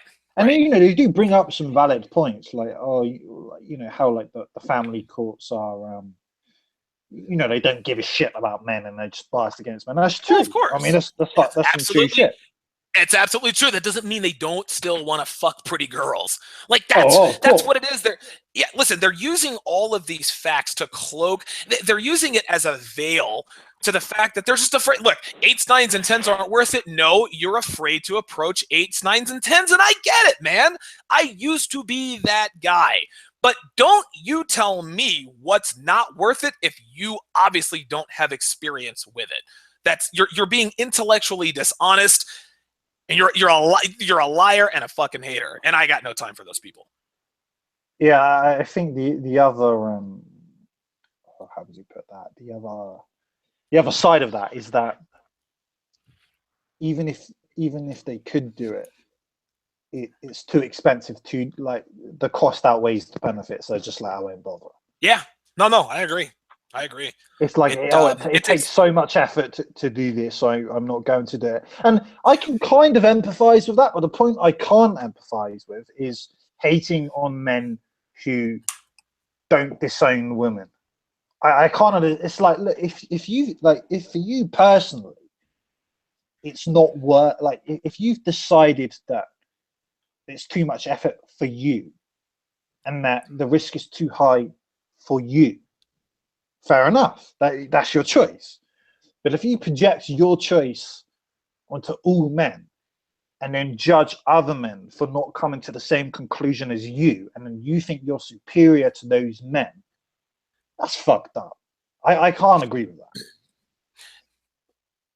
The only difference between between men like us and not necessarily MGTOWs, I'm talking about the basement dwelling MGTOWs. We are of the same mind. We know women are fucked up. We know they're nefarious. We know they're slutty. The difference between me and MGTOW guy who thinks that going after women isn't worth it is that I admit that I like pussy because I can get pussy. You say you don't like pussy because you can't get pussy. That's the bottom line on that. That's all there is to it, man. I don't even think all women are slutty. I think most women are slutty because of this sick, dying civilization we live in, and because there's a lack of strong parental role models, particularly fathers. So. Like my perception is that, like, say, like 70 years ago, maybe 10 to 15% of women were whores, and the other 85 to 90% of women were, for lack of a better term, wholesome women. Not that they don't have flaws, but that they hadn't slept with a plethora of men. And now in 2017, the opposite is true, right? So 10 to 15% of women aren't whores, and 85 to 90% of women are. That's what this is what I believe to be true, and I would like to be wrong. I would love to be wrong, because men don't need most women being whores. So if you think, oh, men are horny assholes and you need lots of whores to get laid, no, you need a subsection of the female population to be whores. All men can use those whores, and then the majority of men will also benefit from a woman who isn't a whore. And I think that is more conducive to the sustenance of civilization. But that's not what we have now. If you believe more than 50% of women aren't whores, you're probably lying to yourself, because that does not appear to be the reality from what I see. Yeah, you got your head in the sand, man. I'm not trying to be horrible. Like, I want to be wrong, but from what I can tell, I'm not wrong. I mean, usually when people make a point, they want to be right. They don't want to be disproven. Right. They don't want to. I would love to be wrong on this point, but I don't think I am. The proof is all around us, and I'm going to be 40 years old soon, and I mean, I'm transitioning or I'm trying to transition into the next stage of my life. So, what, like, have a family? Oh, no, I'm never. No. It's not in America. Not with an American girl. Like, dude, if listen, I might move down to Brazil and marry like a hot Brazilian 20-year-old and have some kids with her. But I will never. I am not going to put a baby in a woman on this soil. Like, fuck that. You kidding me? Like, as soon as. Oh, fuck that. You're still moving into the next stage of your life. I am. There's a girl I'm dating now who I'm grooming to be my who I'm grooming to be my main chick. Beautiful girl. She likes to she seems to like to make me happy, and that doesn't mean it really is. And this is the girl. This is actually the woman that I hope it's not a phase and that it's a personality trait. Yeah, well, I tell you what, we're gonna find out very soon. This is over a year in the making. well, but I'm definitely laying the groundwork. I'm doing my due diligence. The point is, sounds like you're vetting the shit out of her. I mean, she's kept it up oh for yeah, a year. I mean, she has. how many human beings, male or female, can keep up a pretense for a year? Dude, I'm telling you, man, I don't know. And listen, man, like I have put her through her paces, dude. Like I have. I don't doubt that. Oh my god, like dude, like I've had some pretty raucous one-sided conversations with her, and she's still around because she understands that the world is fucked up. She understands that. Of course, yeah. She understands it, and listen, I think I can speak for you and most other men when I say it out there is men. We don't want to be fucking we don't want to fuck. Well, we want to fuck pretty girls, but we don't like this climate. We're simply adapting. No. We're playing the hand that we're dealt. Most women aren't worth committing to. No, and I'm not, dude. I'm not gonna sit in my basement and fucking jerk off to porn. I want to go out and fuck real, tangible women. But that isn't a point of pride, right? So if you're a degenerate woman listening to this, and you hear the statement, "Most women aren't worth committing to," you'll think, these guys are just assholes and they just want to fuck lots of women, and they're too immature to commit to a woman. No, it's not that. It's that you have to be worth committing to. In the same way, for a woman, a man has to be worth spreading your legs to. You won't just spread your legs to any man.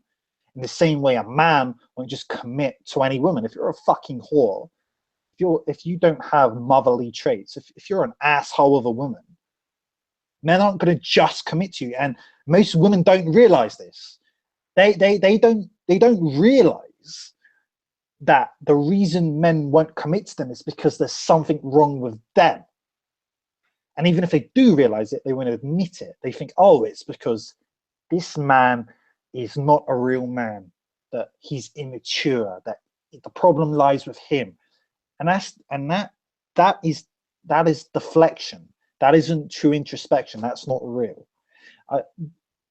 Most men, not all, because there are some men who are like commitment phobic. They just don't want to commit to anyone. And fair enough. But most men will commit to a woman if they deem her worthy. Commitment isn't a light issue. If you commit to something, you sacrifice a lot of yourself, a lot of your current time, a lot of your future time, a lot of your compassion, a lot of your care, a lot of your income. It's everything. Commitment is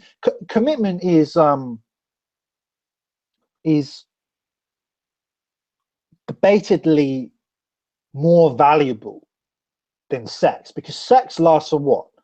5, 10, or 15 minutes or 20 minutes, or however long you like. I don't think most people are going to go longer than 10 or 15 minutes.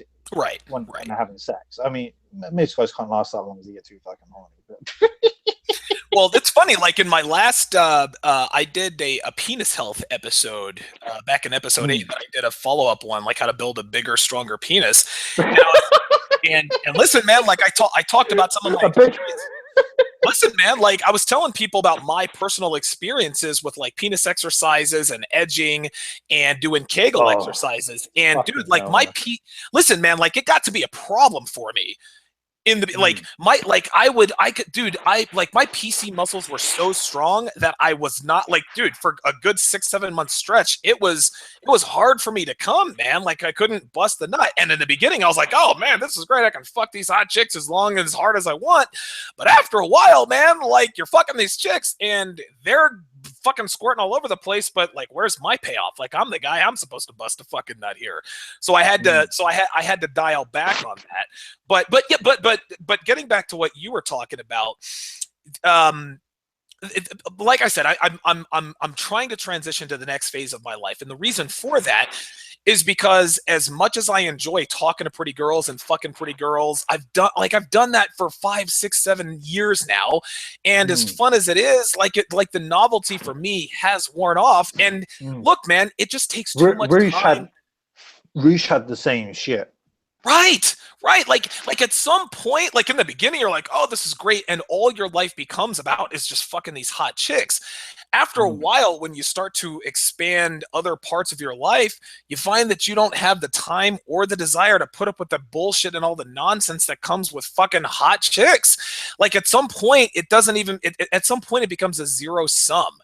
And you mm, don't like it has to be worth it for me. Now, every once in a while, I'll still spit game at girls and this and that or the other. But mm. dude, I'm nearly 40 years old, man. I don't want to be a fucking 65-year-old in the mall hitting on chicks. You know, I mean, No.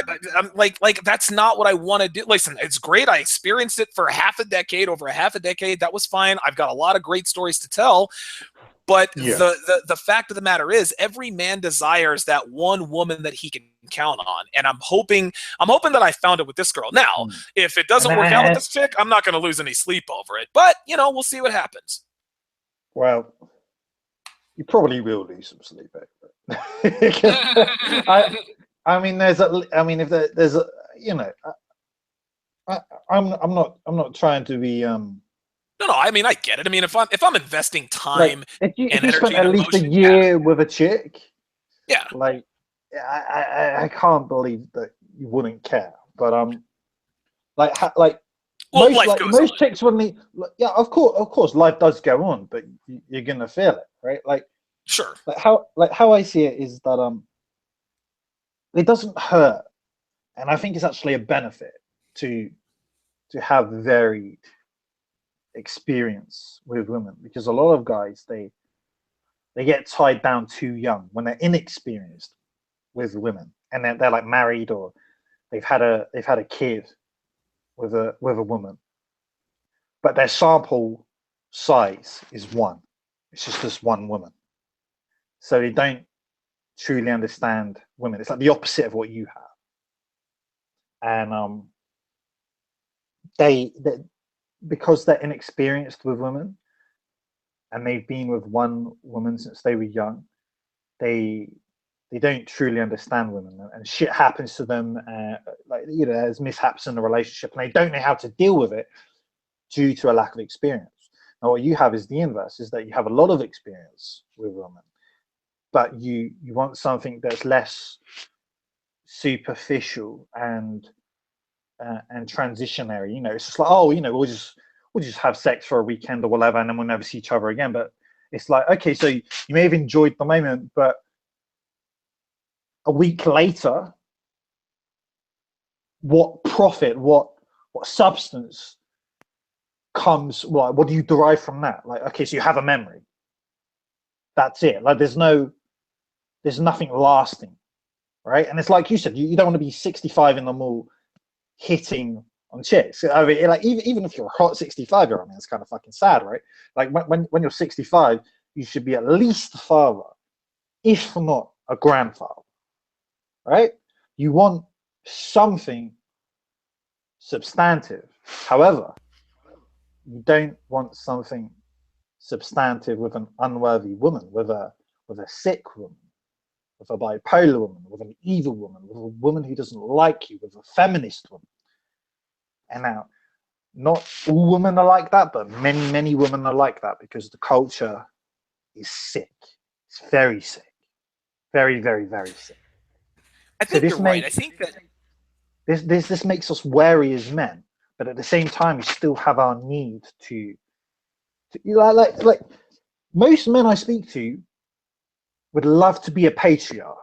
They want to lead a family, of course, right? right. That's what we're biologically designed to want Yeah, to do. Yeah. and like you're going to be dead one. Like let's assume it's like, I don't know, like 70 years from now. You and I are most like, unless there's like some technology that like extends life exponentially, you and I are probably gonna be dead in 70 years, right? If you're Yeah, dead in right. 70 years, you want a legacy, right? So Sure. how will you have a legacy? Offspring or literature, or some kind of invention. That's it. There's no other way.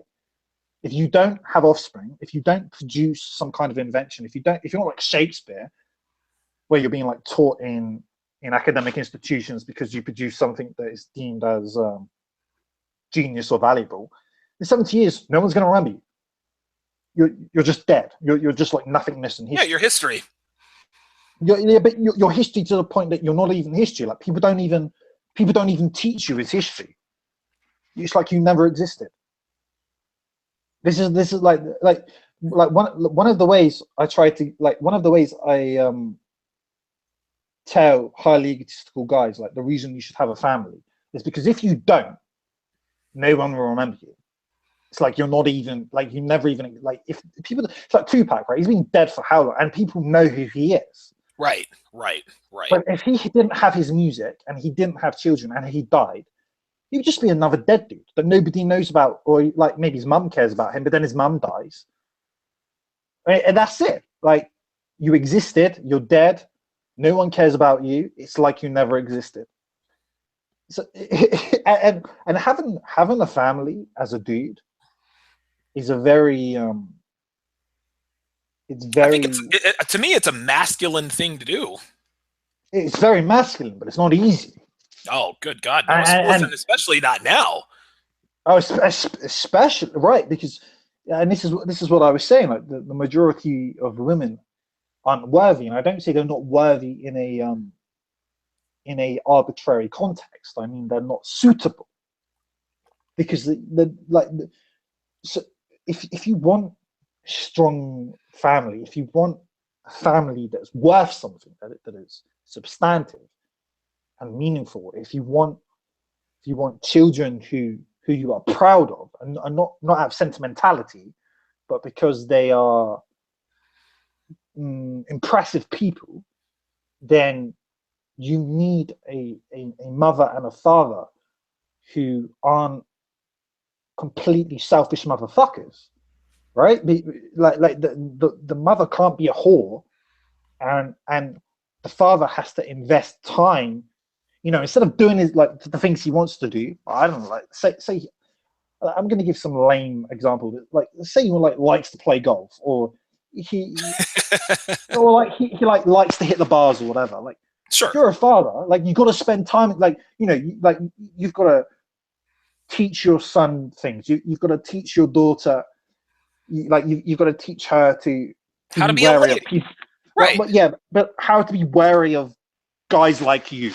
Like Right. you're Right. you're gonna be like, you're gonna like guys like me, and you're going to want to sleep with guys like you're going to want to sleep with guys like me. But if you sleep with a lot of guys like me won't take you seriously. There you go. That is exactly right. And that is a that's a big time conflict for red pill aware men who have daughters, because they want to teach their daughters, just like you said, how to be wary of men. Well, daddy, what men are you telling me to stay away from? Well, I'm People telling like you me. to stay people like me. And you have to emphasize that, like, to your daughter, when or if you have one, that she only sees the good side of you because Right. she's your daughter.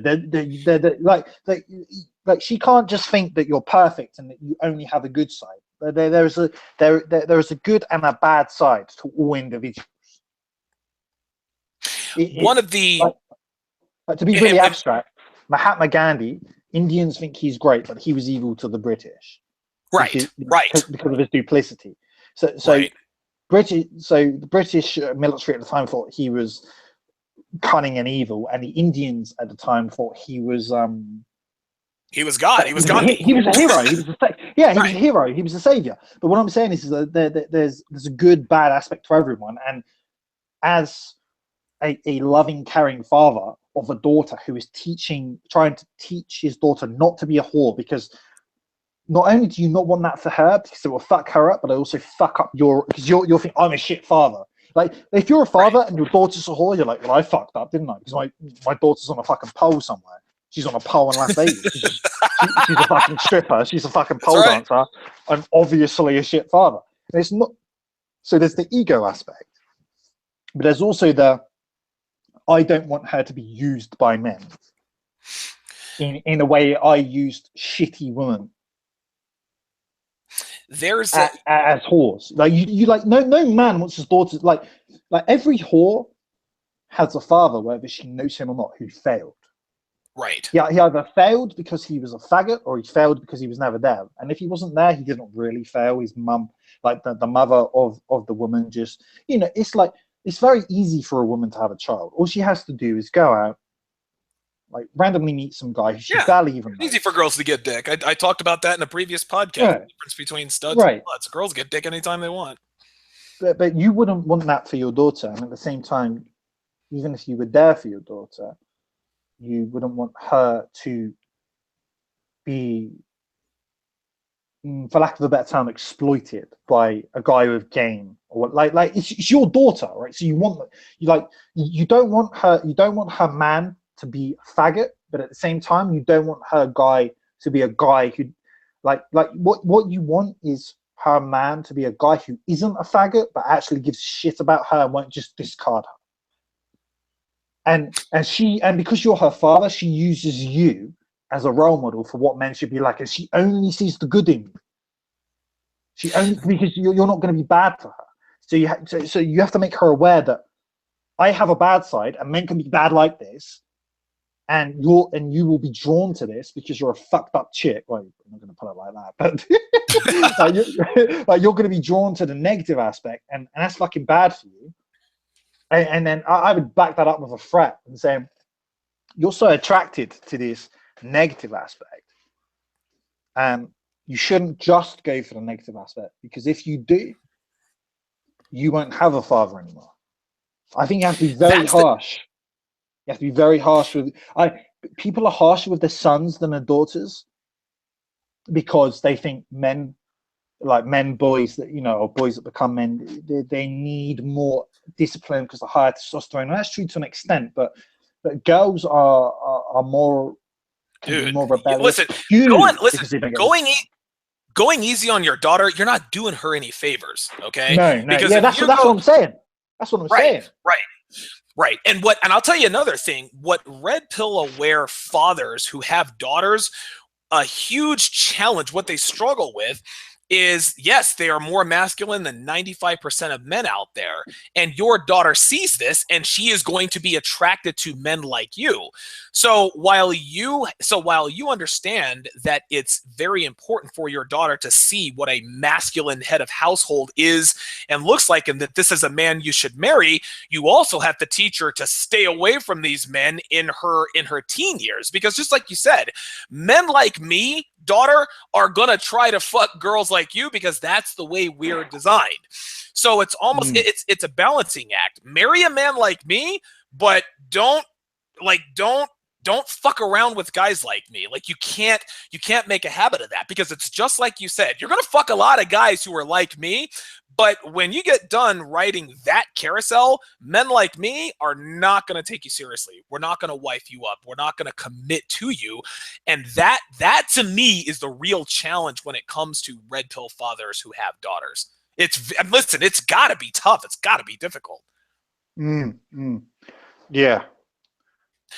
Gentlemen, you are listening to the Sharp Reality Live with special guest Illimitable Man, founder of Illimitable Man.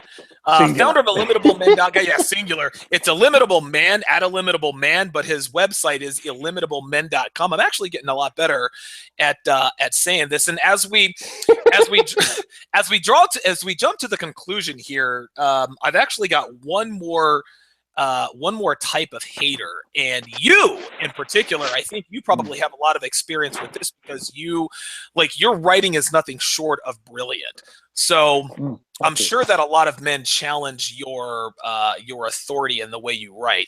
But the haters that always make me laugh are the guys who think they know more than you do. They will tell you, well, you're wrong, because in my experience, and then they talk about their fake experience, and you say to yourself, dude, I fucked all kinds of women who are just like the women he is describing, and none of them had acted like this. Why, IM, do you think that these male haters want to act like they know more than guys? Listen, we're no better than any other man out there, any other red pill wearer man out there. I just like to hear myself talk. I like to write. IM, obviously you are a brilliant writer, and we benefit financially from that. So I'm not going to sit here and say that I'm no better or worse than any pickup artist out there. Listen, there's Troy Francis. He's brilliant. I'm no better or worse than him. Matt Forney, Roosh, all those guys. But when you get these Joe Schmoes who try to go toe to toe with you on the philosophical nuances of picking up women, and I think to myself, dude, picking up and fucking hot chicks is not complicated. Like, you're trying to overcomplicate things, and in doing so, you're trying to compensate for the fact that you really don't know what the fuck you're talking about. So what do you say to guys who try to challenge you and say, you have no idea what you're talking about, you're way off base? I'm talking about men here.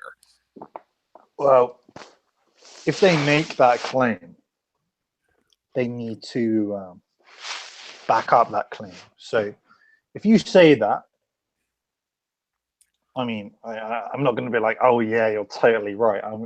Like, my initial instinct is, why do you think this? Like, what example or what evidence or what reasoning do you have that makes what you're saying somewhat credible? And usually there's nothing credible behind it. It's just sentiment. It's like, I don't like you, so I'm going to say this. Right. Like, there's not any example on the internet where someone has found proof or evidence of why what I've said is wrong. You know, people just hate because on an emotional level they disagree. That I can't do anything about how other people feel.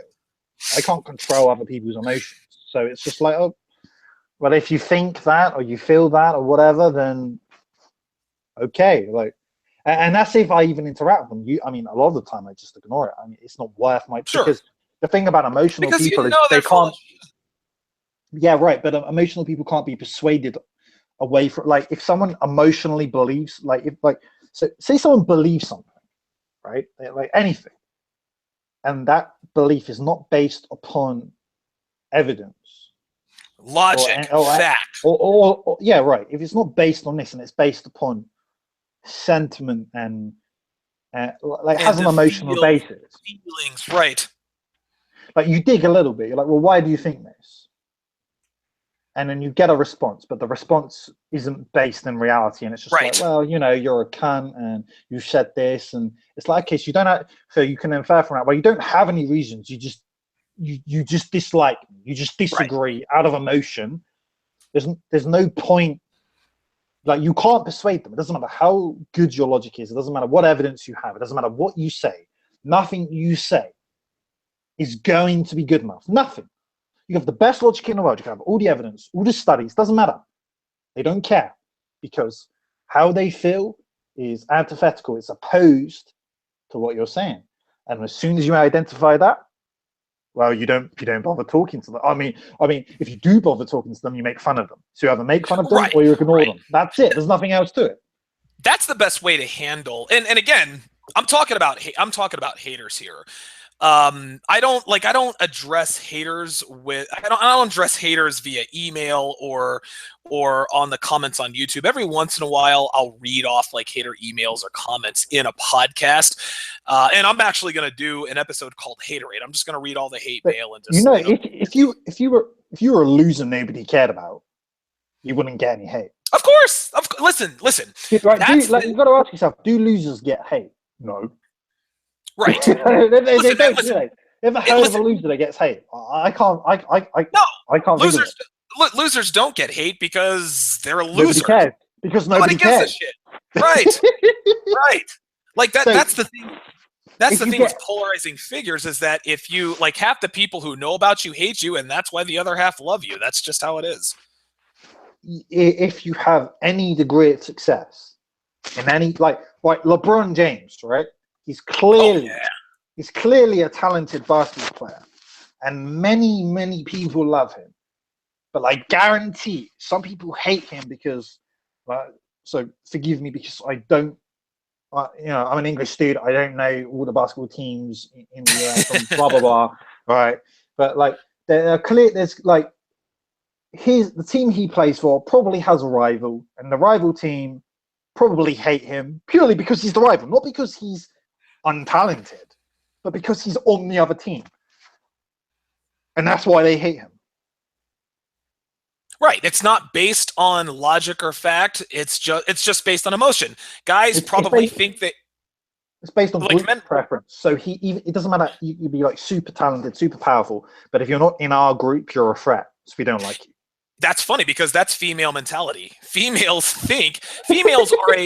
way females think. Females are hive-minded individuals. They are. That's true. If every female if every female said, yes, I like to eat shit. I like to eat shit off of the ground, then guess what? Oh Females man, think to themselves, well, hell, if the group says they like to eat shit, I guess I like eating shit too. So oh, men who engage on oh, this type of thinking on that level are acting feminine. but on the topic of women eating shit, which is highly disgusting, and luckily you and I aren't so sensitive that that phrase it probably would throw off like people of lighter dispositions. But Well, I have gone ass to mouth on more than oh, one woman. Like this is and listen, and I actually TMI, talked dude. about this. Listen. For any of you guys out there, I'm gonna give you guys a quick game snippet. If there's anything dirty or nasty or vile you wanted to do to a girl, single moms are the best targets. Single moms, dude, I swear to God, it doesn't matter how hot they are. There are some good looking single moms that I fucked out there. Dude, they will let you fuck them in the ass on the first. Dude, an hour and a half into the date, you're fucking them in the ass. Dude, single moms will go ass to mouth. They'll fucking swallow your loads. If there's anything, if there's anything kinky you ever want to try, single moms are the targets. Just putting that out there. I speak from personal experience. Do you remember what I was saying beforehand? I had some kind of compelling point, but it escapes me now because I'm preoccupied with single moms. With ass to mouth, yes. Ass to mouth tends to do that. It's so funny. They're so fucking and the reason why single moms do whatever you want is because they know they have to make up for their sexual market deficiencies, which is age and children. If you're the hot 21-year-old, you don't really have to. 21-year-old girls, like really hot young girls, they don't really do a lot sexually. Yeah, they'll let you pound the piss out of them, but most girls that I fucked in the ass are 25 and up. That's just how it is. Hot girls know they're hot. They know all they have to be is there and hot. They don't have to put up with getting fucked in the ass. You fuck with a single mom or girl that's closing in on the wall, dude, it's a fucking ass parade. Straight up. And everybody's coming.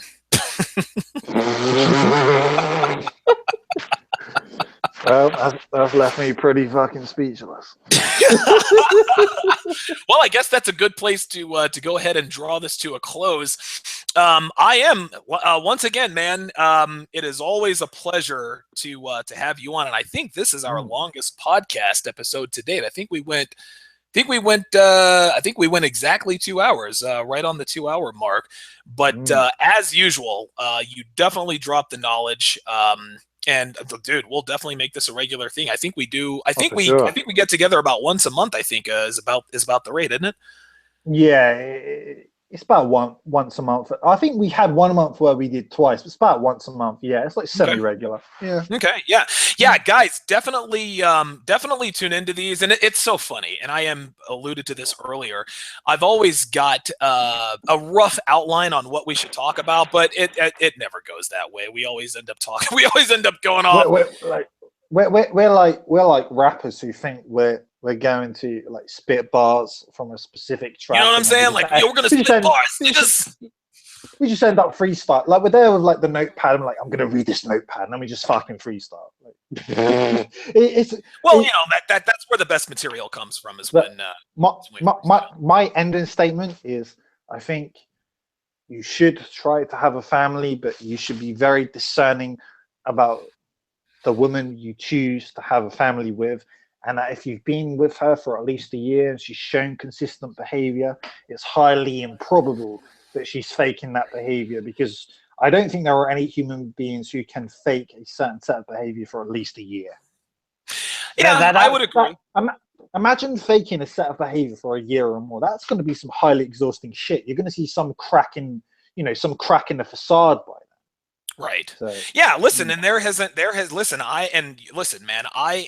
have a supernatural ability to detect when people are being face to face, when they're being dishonest with me, men and women alike. And I met her at the end of last March. So it's been April, May, June. It's been almost a year and a half. You know, since I've started grooming her, and she seems to be. Listen, she seems to be the. I don't want to call her the genuine article because there's no such thing as a snowflake. Everything that she is now as a woman is Good material. well. Listen, Good right, material. exactly. Right, right. Like it's because of me. Like I've had to tell her, hey, you do this, you don't do that. Now the desire had to be there. She had to want to be taken ownership of. But listen, Yeah. man, she's taken to the training, and you know, I mean, it's so far so good. So I think I'm not gonna take the plunge. I'll probably sit at the side of the pool for a while with my feet in the water. But as time goes on, Dip your toes. well, yeah, I'm dipping my toe in the water, but as time goes on, I have little reason at this point to believe that this was just an act. And as soon as I get the idea that she has stopped trying or lets off the gas, then I'm out of there. And I've made it clear to her. I said, look, man, I said, you've kept this up for a year and change, but don't think that when I take ownership of you, that's where it ends. Like this is an ongoing thing. And if you do like most women do out there and stop trying, dude, I'm in the wind. Like that's just all there is to it. Like look at it from the inverse. If you'd spent like a year on trying to prove yourself to a person, even if you were full of shit at the beginning, you've now spent a year. Yeah, it becomes who you are. So you yeah, exactly. So even if you were faking at the start, you kind of, yeah, exactly, you kind of become the thing you're trying to prove because you spent so much time in trying to. I mean, you know, how I see it is it's a high probable outcome is successful because it shows there's a commitment to that outcome. That's how I see Right, and listen, she's a 9. She is a solid 9, and the thing is that really attractive women always want to get a return on their investment. Anytime But they any woman, like yeah, okay, how I see it, like, attractiveness is what gets your attention, right? But sure. if you had, like, let's say you have a 7 who worships you, and a 9.5 who is a cunt, right? Oh, you A go with the 7. 9.5 gets you exactly. Right. I mean, I Absolutely. swear I swear there's a song on YouTube that's just like marry a girl who's like a little bit hot, not like super hot, Right. Right. right? Because that makes more sense for you. Like you don't need that bullshit. The thing is about, and she knows she's attractive. She knows she's very attractive, but I've made it very clear to her that yes, it is good that you're attractive, but you need to understand that your You need more than attractiveness. that. Yeah, again, I don't want to call You her a need to be snowflake. more than your pussy. You need to Right. be more than your pussy. Your pussy's And not enough. and she understands that, but I'm fortunate in that she's a highly attractive woman. She is an unbelievable, I mean, she is an unbelievable cook. I've posted some of her meals on Twitter. She's feminine, Yeah. she's kindness. Now she's a woman, and listen, she'll test me, she'll get out of pocket, but I've never let her get away with it. And it's so, like I said, you know, I'm hoping that this works out well because, like I said, I'm Yeah, trying to. me too, man. You Yeah, know, I mean, I'm hope you have transitioning. a kid and hope you have a kid in a couple of years, and start having that for lack of a better term, white picket motherfucking fence. And Yeah, we'll see. We'll see. how I see it is, if you're like 70 years old and you don't have any kids, but you fucked a lot of girls, like who cares? Like, you don't leave anything behind. Like my bias, like I'm not pro MGTOW or pro PUA. Like I just Yeah, there's a recognize balance. women. Yeah, I recognize. Yeah, because they're like the opposite ends of the spectrum, right? So Yes. PUAs are just like All about fuck the all the pussy. hot bitches, Right, fuck right, all right, the hot bitches, and right. MGTOWs are like avoid the bitches. Like if you see the hot bitch, cross the road. Like Right, they're like right. Or, they're or like or fuck all the fat bitches. right. But yeah, like so the PUAs are like approach the hot girl, and the MGTOWs are like cross the road when you see the hot girl. Right. And how I see it is just like, well, just like just try, like don't make it your active effort in life, but like don't go with either prescription. Just live your life, try and be the best version of yourself. Obviously you're going to meet women as you live your life, Sure. and if you meet a woman that you like a lot, just vet the fuck out of her. You have Like, to. make sure she's not a total like, and you have to, because most I don't like, I want to be wrong, but most of them are fucking whores, and I hate saying that. Listen, I want to be wrong. it's the fucking I, truth, man. I'm not saying I want to be wrong because I'm scared what people think of me. I'm saying I want to be wrong because I don't like the fact that most women are fucking whores. I don't like it. Like when you walk down the street and you see, women in short skirts, like I can see like fucking 65% of their body, and I'm just walking in the street. I can see all your arms, I can see all your fucking legs, I can see all your upper chest, I can see all your fucking neck, see all the top of your upper back. Why can I fucking see that? Why am I seeing this? Like, you're a whore. Right. Because Women are designed to get you're, male attention. That's what it is. they're fucking advertising. You can't take a woman like that seriously. That's just fucking bullshit. One thing that's clear with my girl, and she recognized this very quickly, is that when I did start the vetting process and when she earned more of my time and attention, she very clearly understood that my lifestyle doesn't change. Like, I haven't changed any of my habits. The only thing I've changed since I got with her is the time and the time and the effort that I've put into her. But I'm still up at 3:30 every morning. I still work out every morning. I still get in this week I'm averaging close to 25 miles on my bike per day. I'm still doing my podcast. Like, my lifestyle has not changed. Women and guys, she has to adapt to you. That's exactly right. Listen, that's exactly it, guys. If you meet a girl that you like, the mentality that you have to have is this train is leaving the station. You can either get on it or you can stay off of it. But if you're going to be with me, this is my program. You cannot conform to a woman's lifestyle. She will not respect you. She has to. And listen, women want to belong to you. They want to be a part of your world. But they have to deem you worthy. That's right. They have and to deem you worthy. What I mean by that is, if you don't seem like a man who can defend her from danger, she won't respect you. That's right.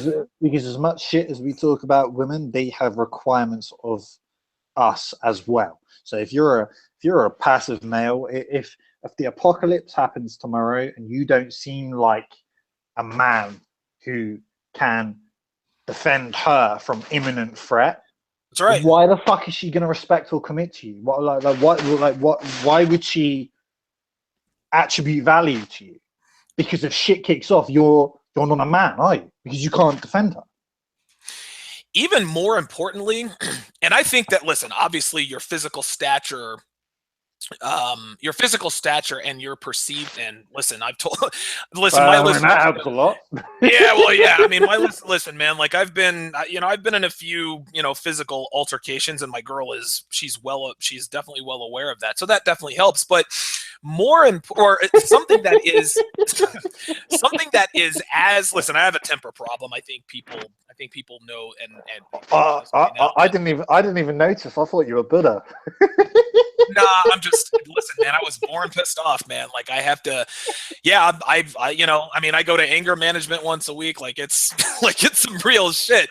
But what do they even say there? They just tell you to take deep breaths or something. Like, I can't even, it doesn't make sense. Like, well, what it does is it helps you. And what I like about the guy that I go and see is the fact that he doesn't try to tell me to get rid of my anger. He just says, quell the beast, control the mind. And listen, I'll tell you a quick story. Channel the anger. Yes, channel the anger, and all that jazz. But I'll tell you a quick story.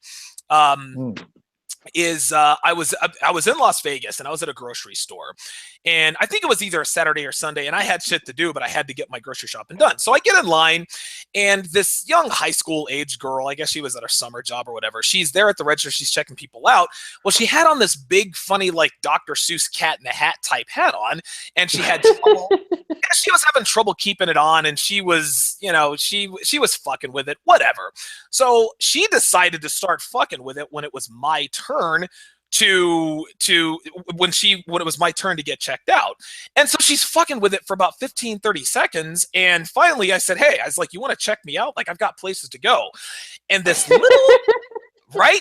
Now, everyone around me is like, oh my God, I can't believe you just said that. Listen, the fucking bag boy, probably around her age, says to me, this kid is a beanpole, probably half my size. He says, you don't have to talk to her like that. I looked him dead in the eye. I said, stay out of this, Junior. You do not want these problems. Listen, my hand to the fucking man. I looked him dead in the eye, and I kept eye contact until he looked away. Stuff like that. As soon as he looks away, you're like, I win. Yeah, this is the thing, man. And this is what the thing that boils my blood the most are people who are confrontational because they have a safety net. Right. That kid, listen, man, that kid would never tell me that in a room with just me and him. He said that because he thought that because he's protected by society. Dude, he thought he could impress the girl. He thought he could impress the girl. White knights get courageous in front of women they want to fuck. Listen, I'm telling you, I've been in a lot of fights with white knights trying to impress women, and they get all confrontational with me. And dude, oh my God, man, like I'm telling on myself here, but dude, I beat this.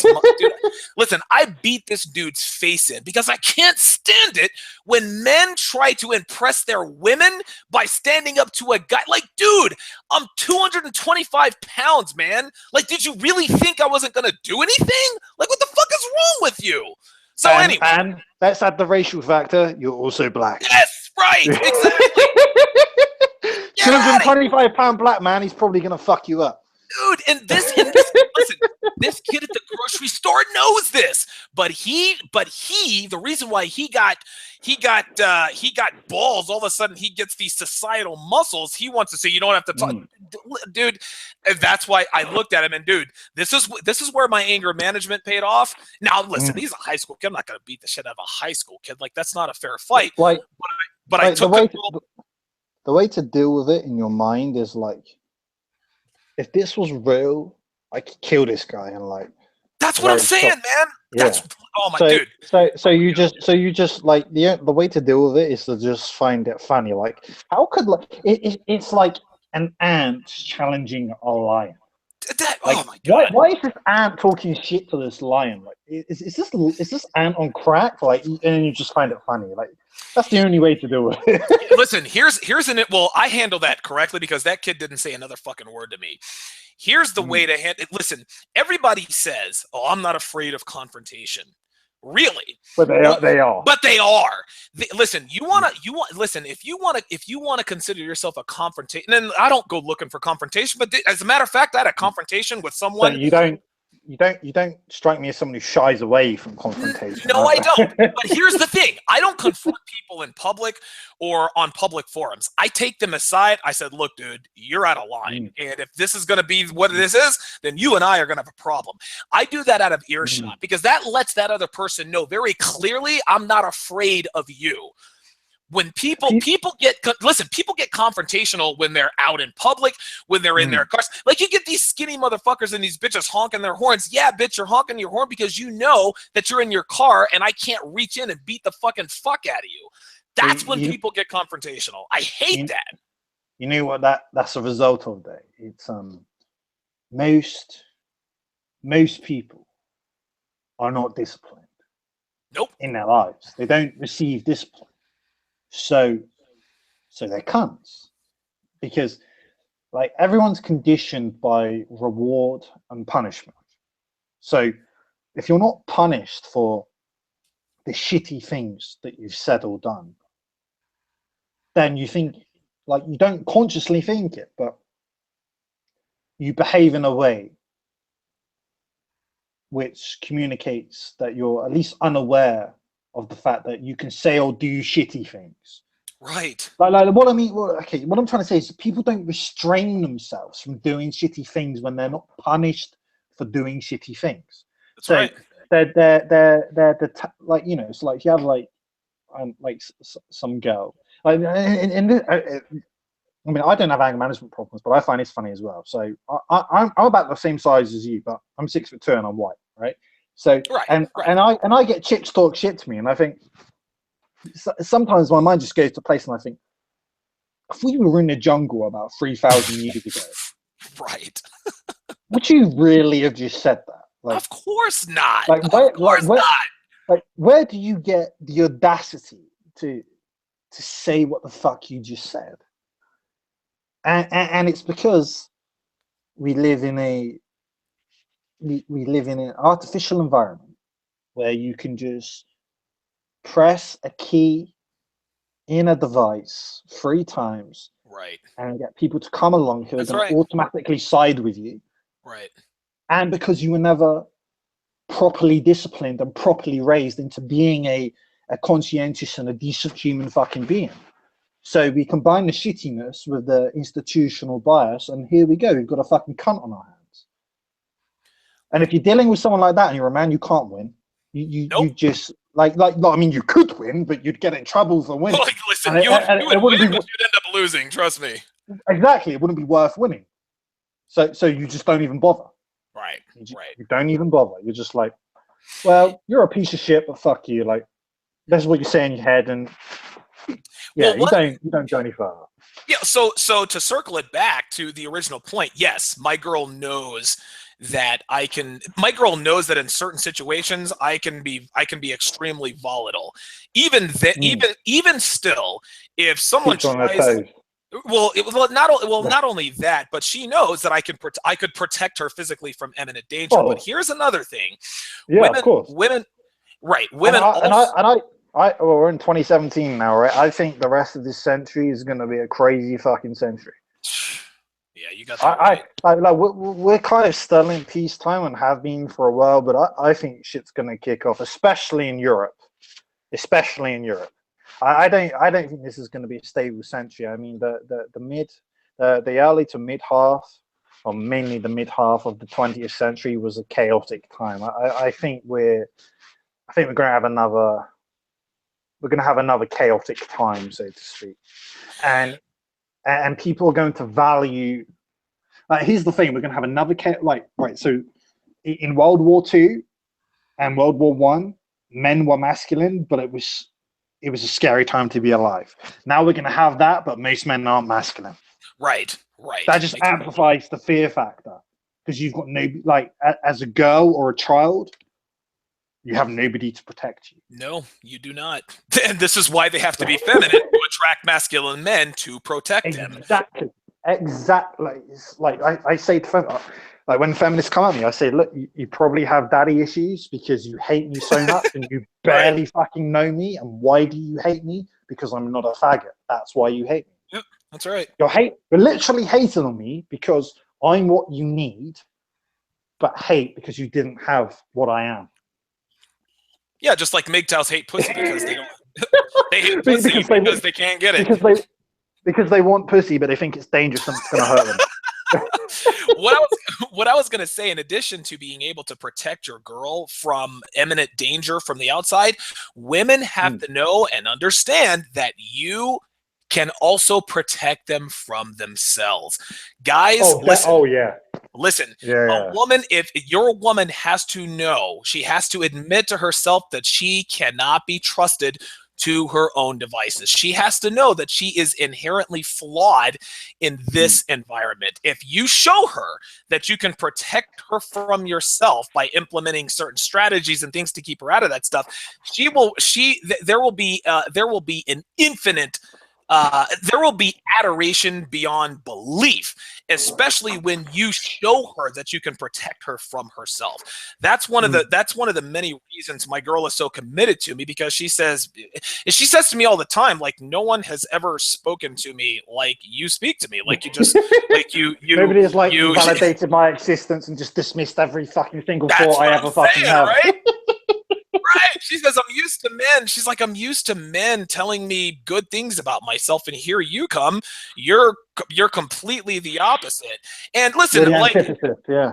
it's so funny. She always says, well, how do I look in this? Or you don't ever give me compliments. And I tell her, I'm like, look, I'm not going to give you verbal compliments. If I'm fucking you at the end of the night, then guess what? The answer to the question, do I look good in this, is yes. That's the answer to your question. Do I look good in this? I don't. Is my dick in your mouth? Yes. It's muffled. Okay, well then you look good. Now keep doing your fucking job. I don't play all that.